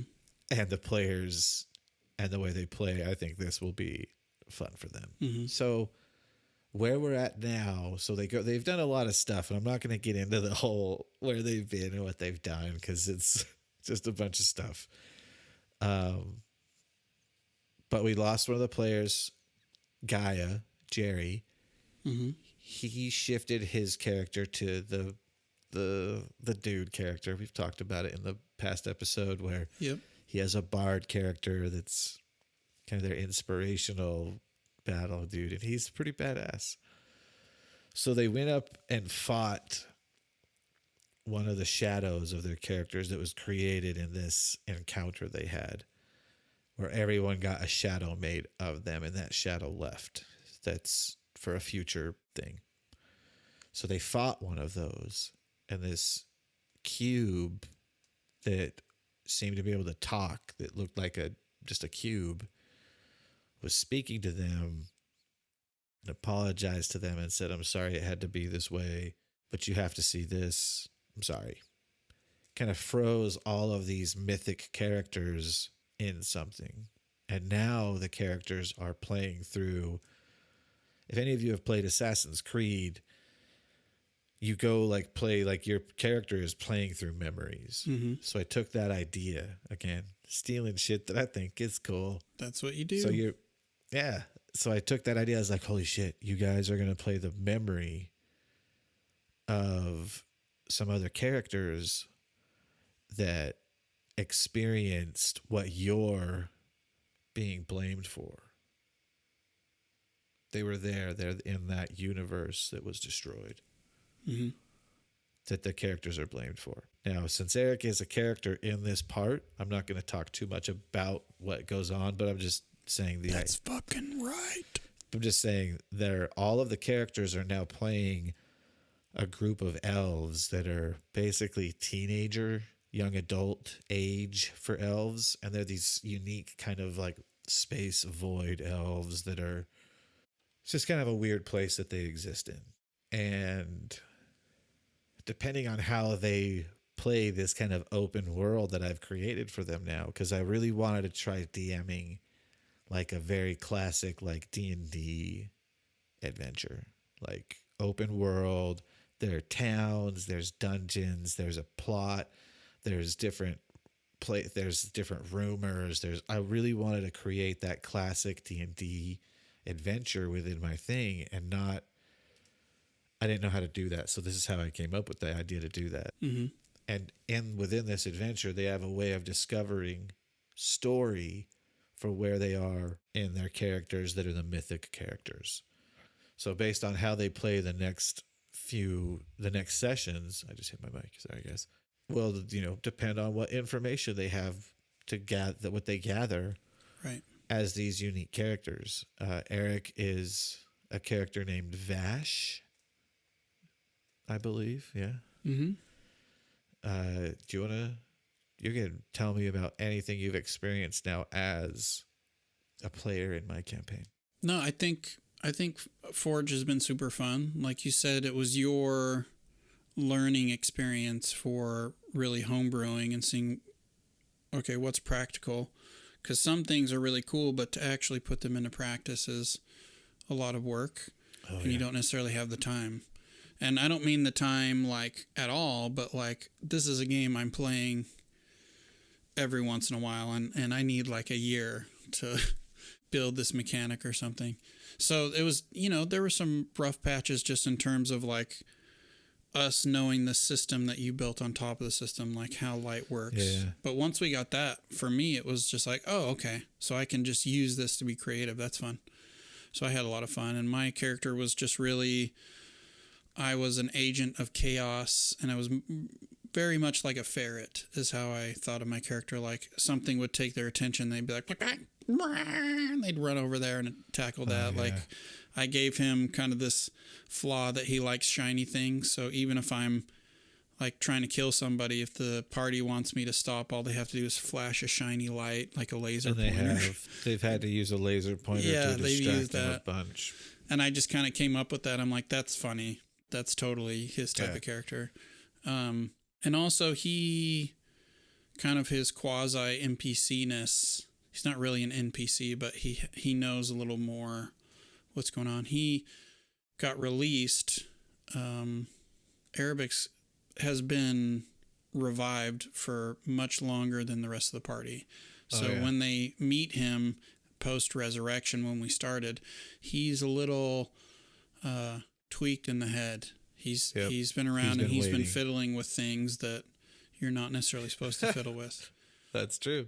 So I really leaned into that he kind of has a bigger view of what's going on, and he's also genuinely crazy. And he started off as this amorphous, genderless shadow that ate people. So he's had this crazy evolution.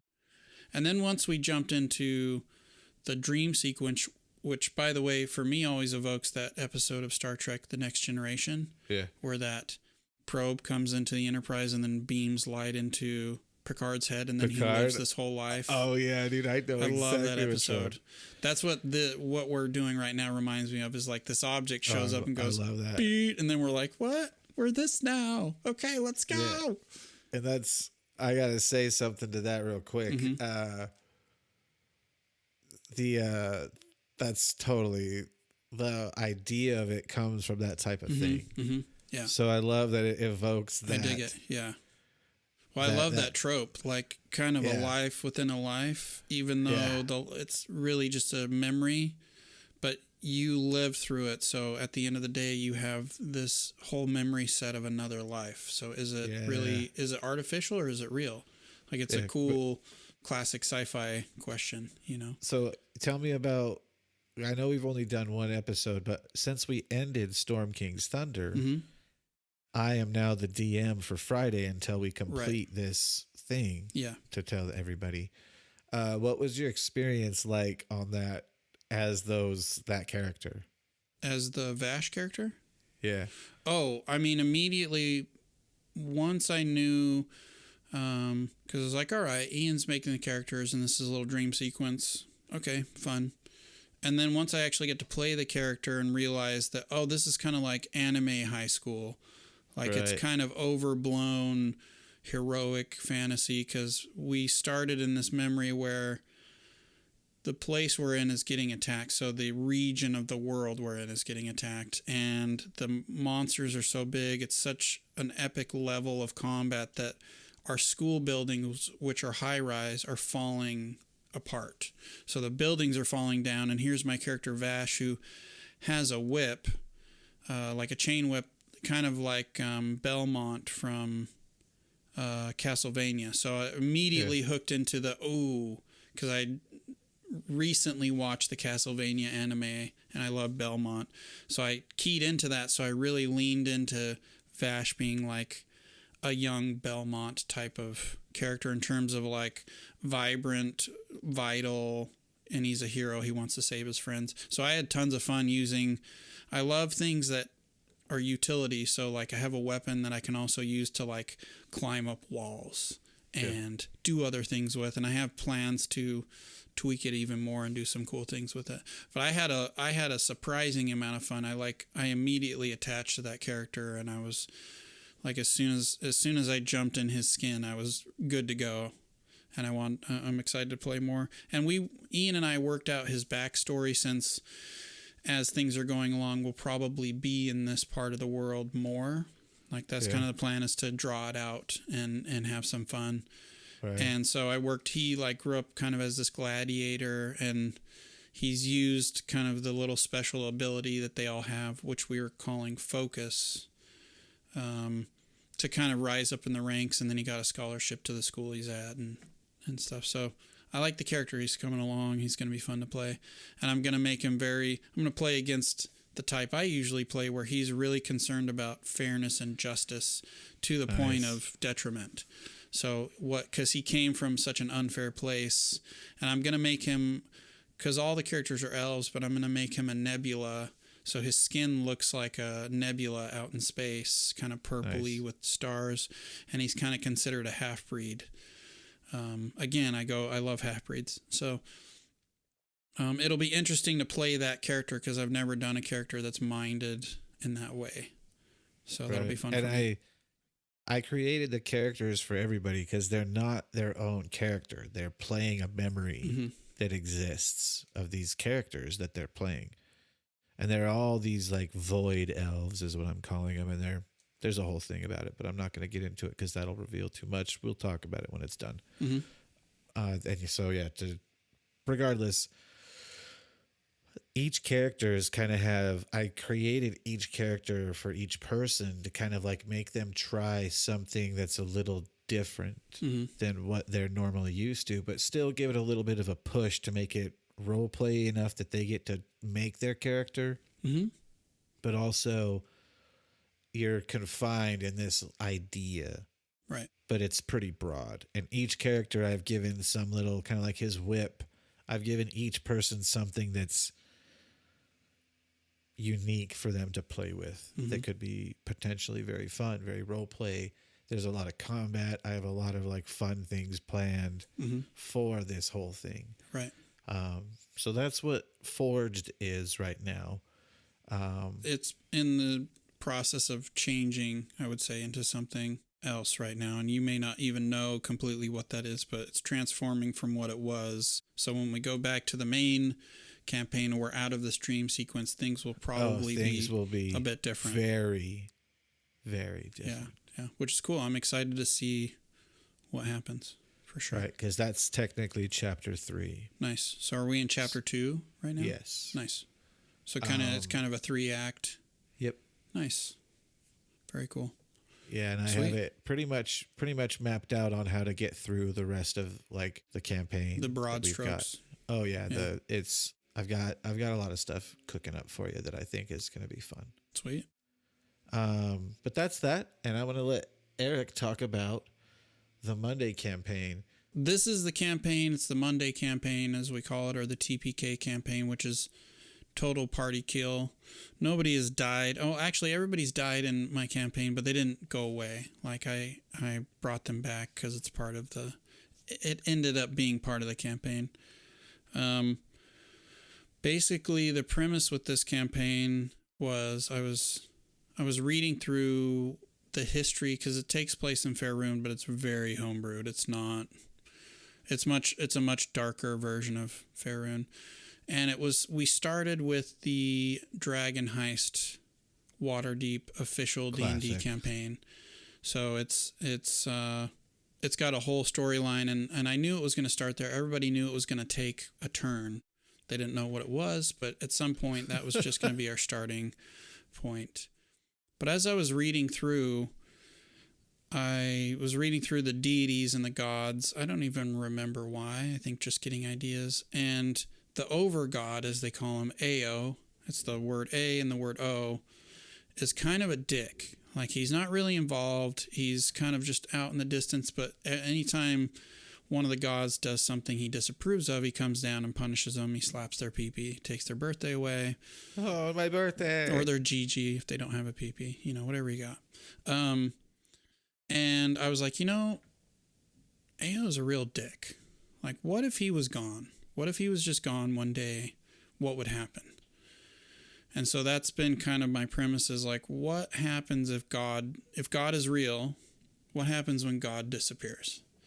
Because Ao, his name is literally the Alpha and the Omega, so he's supposed to be kind of like Yahweh or something. Right. If you read into the history of how Ed Greenland, I think, Greenfield, I don't remember his last name, Ed Greenwood.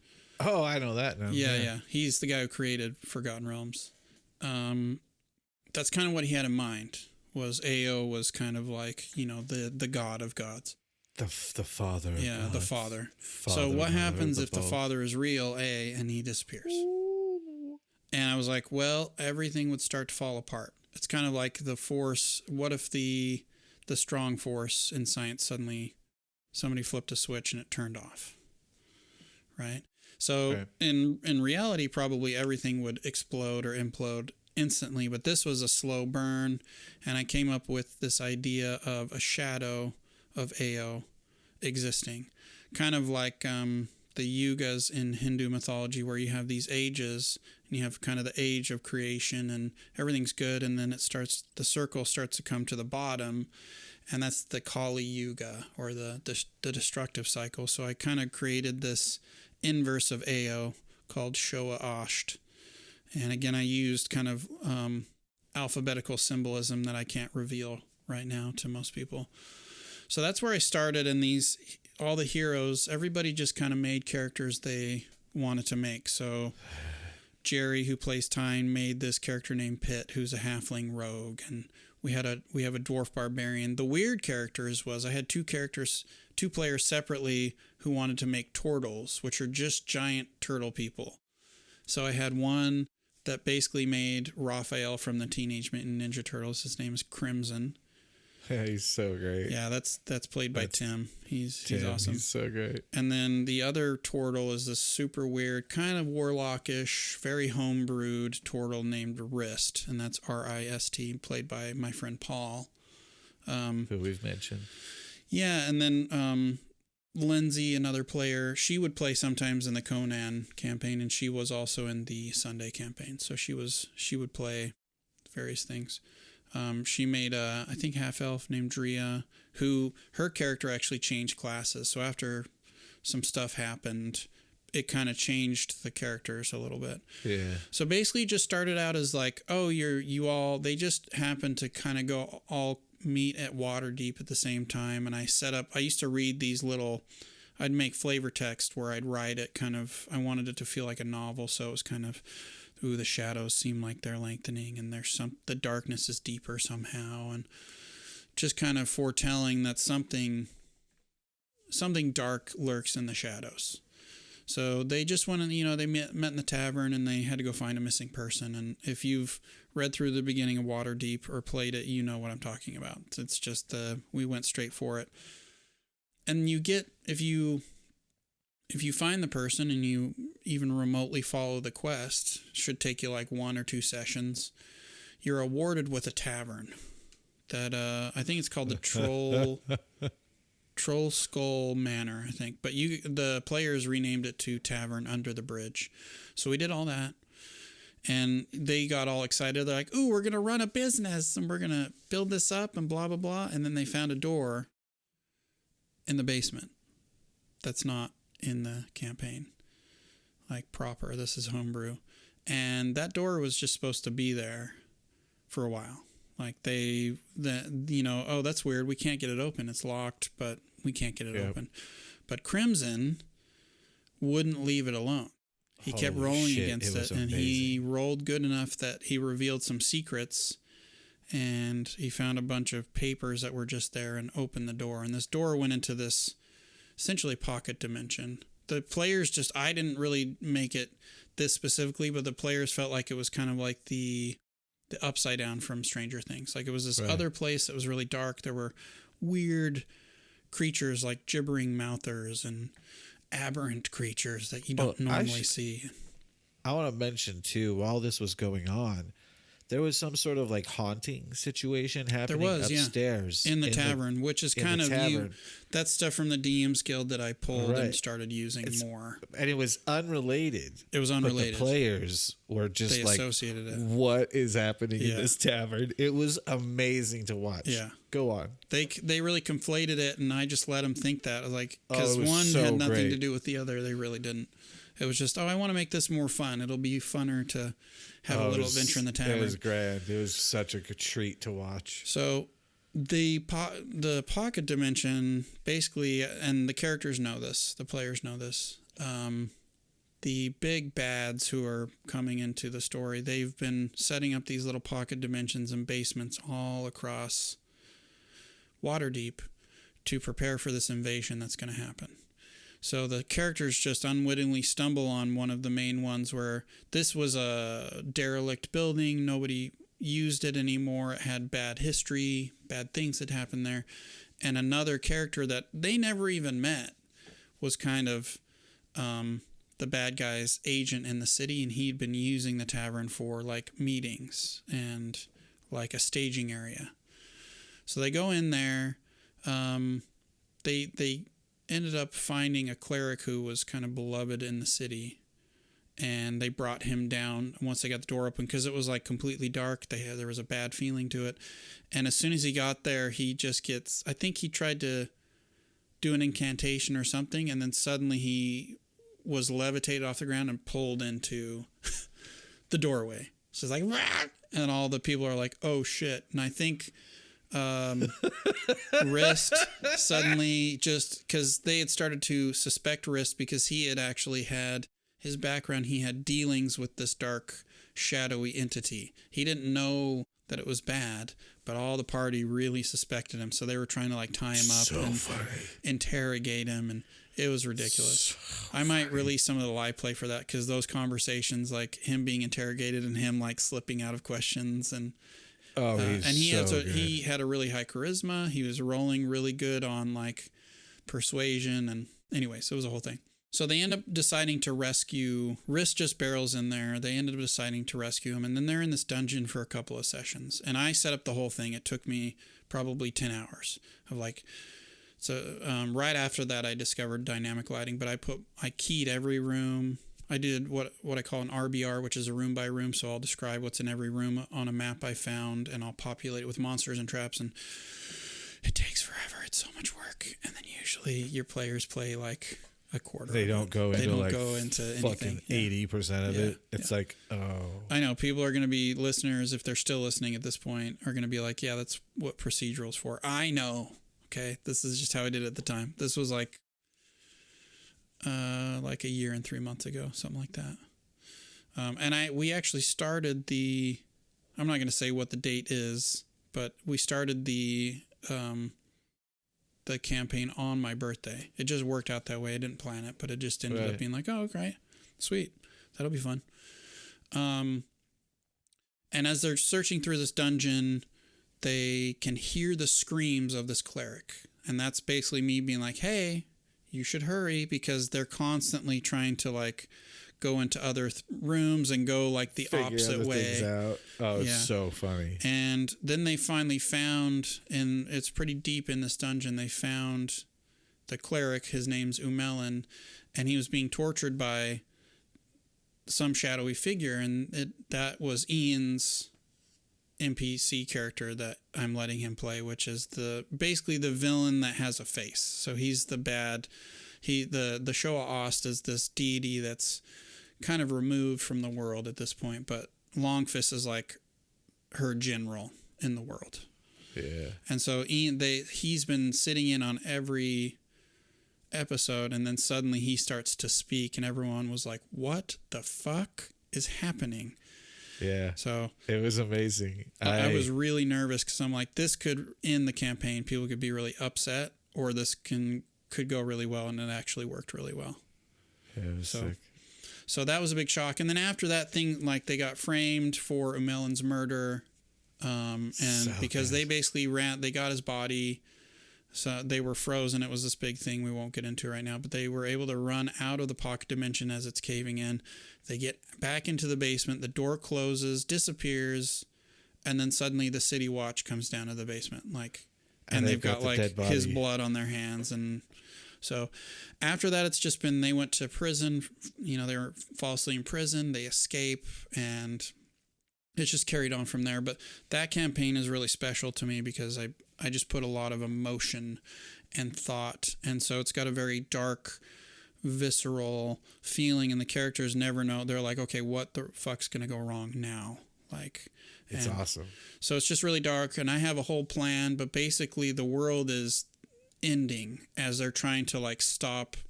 They're heading to Baldur's Gate, which is another big city to the south, and as they're traveling there, the land is literally decaying around them, and there's this new disease called the Raven Sorrow that's turning people into zombies, and black ooze is coming out of their orifices. And one of our characters, Pitt, Jerry, he has the worst luck in the world. He got turned into a were-rat. Funny. He's caught in the Raven Sorrow twice. Like, he's always getting sick somehow. It's very interesting. And he also, Longfist took his eye away as well. Oh yeah, I cut it out. Yeah. Oh, it was really traumatic, but in a good way. Like, Jerry wasn't upset that happened, but Pitt is really pissed. So it worked in the way that all the players were like, "Oh, this is awesome," but it's really dark and traumatic, like a high fantasy story, or it's more grim dark, I guess. It's a little more gritty. Initially, when me and Eric had talked, I had picked somebody else to cut their eye out. Right. But I was okay to cut an eye out.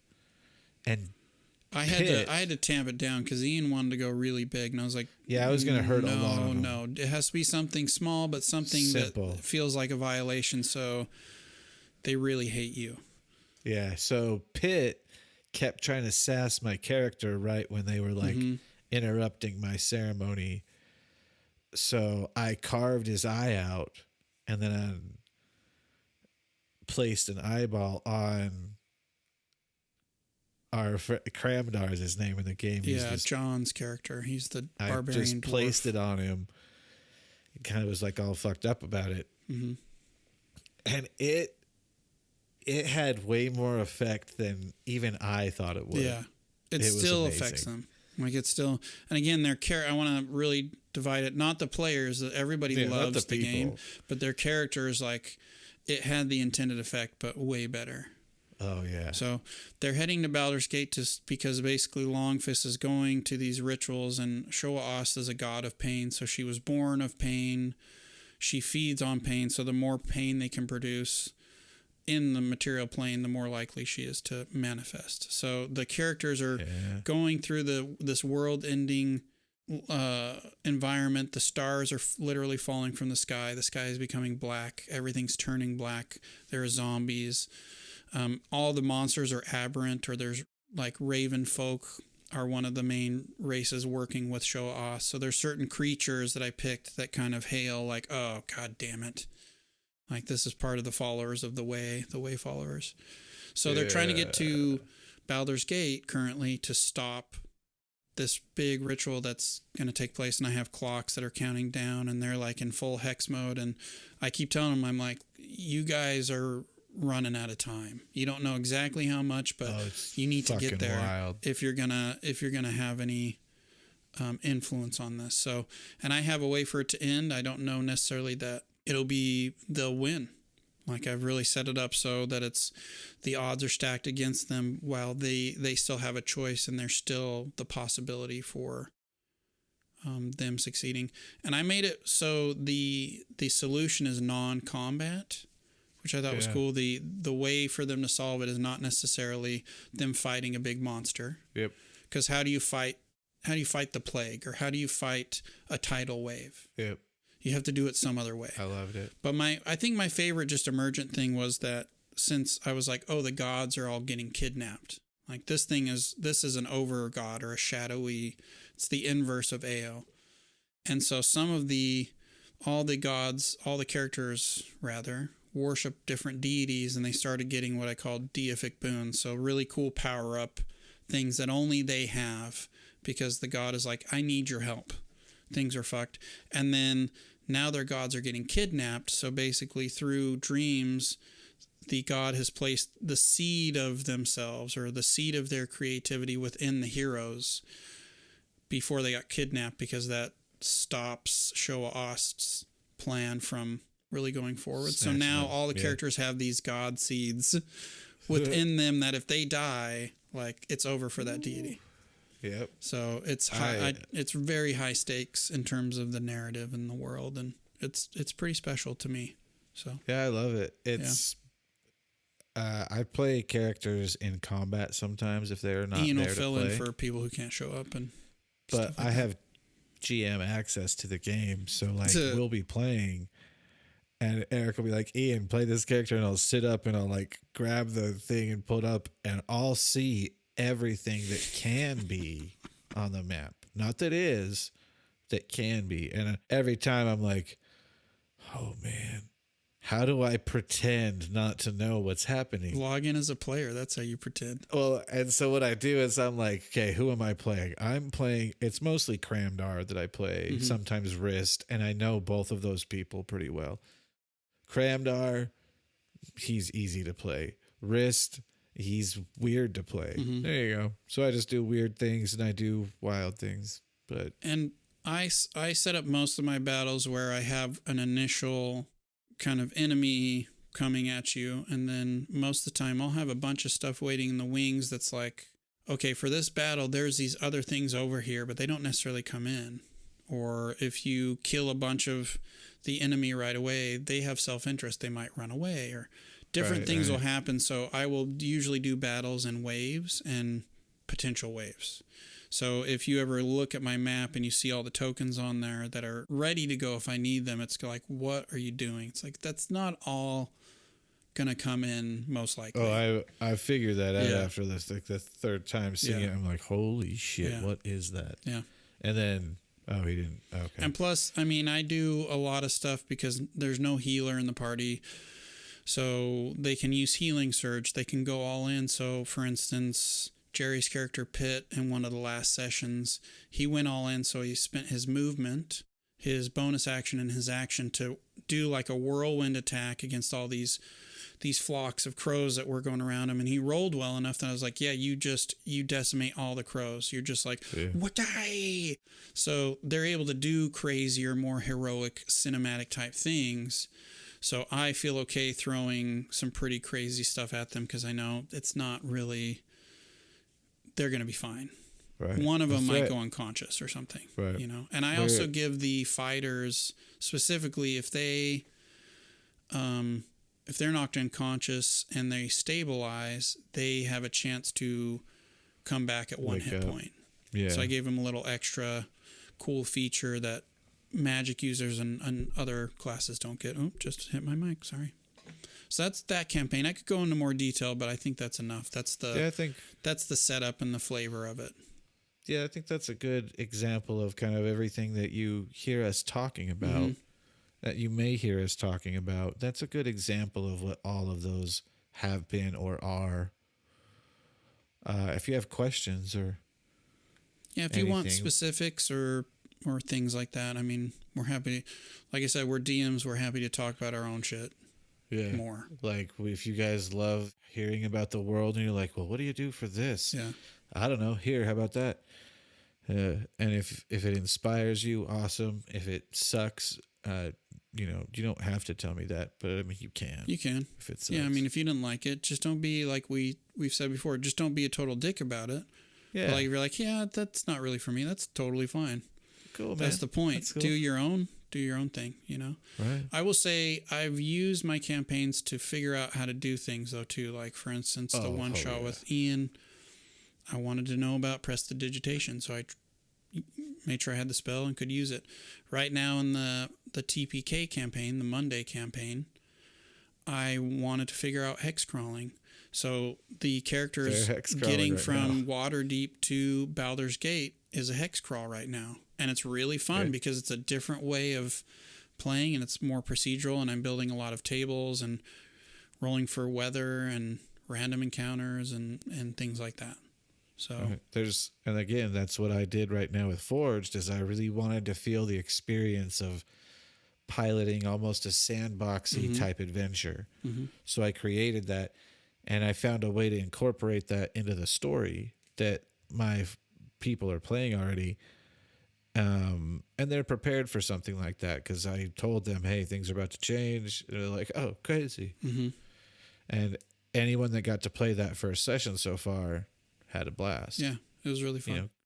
And it's you gotta take your feedback from your players or your feedback from your DM. You know, you gotta just communication, man. And I think also that if you're a DM and you talk to your players, not specifically so you're not spoiling anything, but if you're like, hey, I want to do this, most people are cool with it.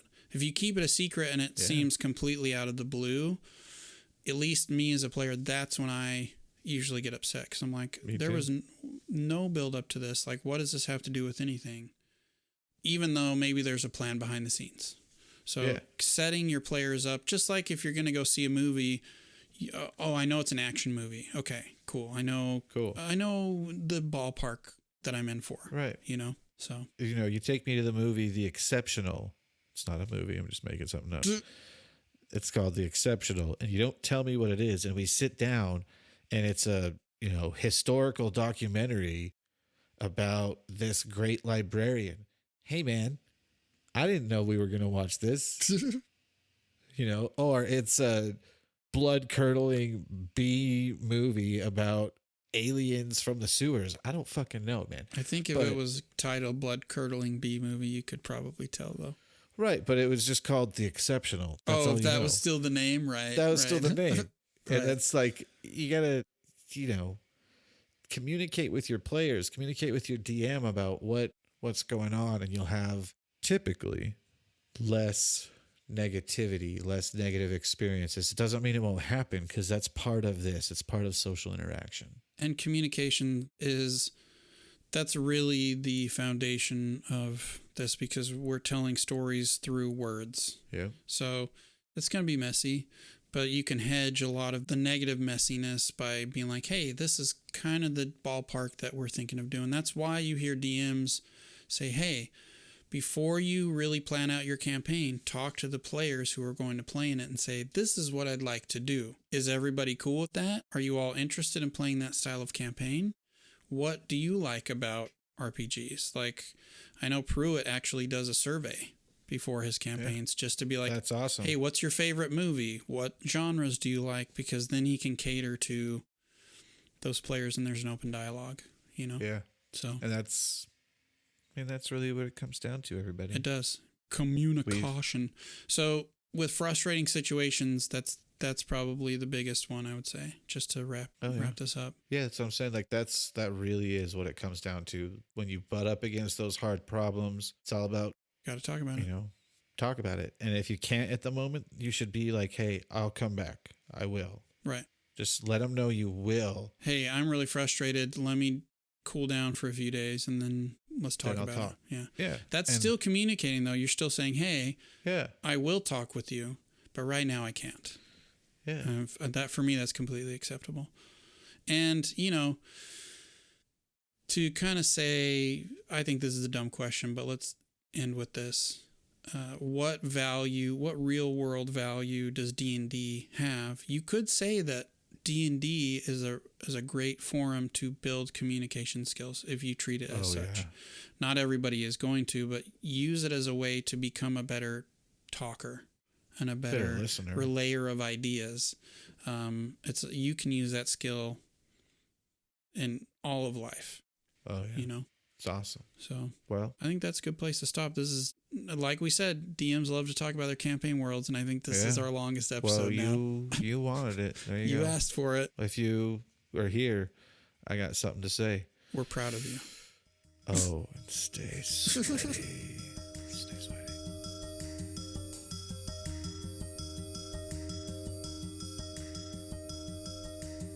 Oh, hey.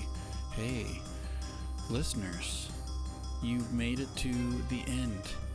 Give yourself a prize. Maybe a little cupcake or some coffee or hot chocolate, you know. This is the credits, and we have links to all the things. So check down below and you'll see things to the link tree, and the link tree links to the other links, and there's links to be had. Also, Jerry did our music. It's super badass. If you want to check out all his stuff, we have a link to that too. It's on SoundCloud. So remember to roll high and take a point of inspiration. Like, share, subscribe.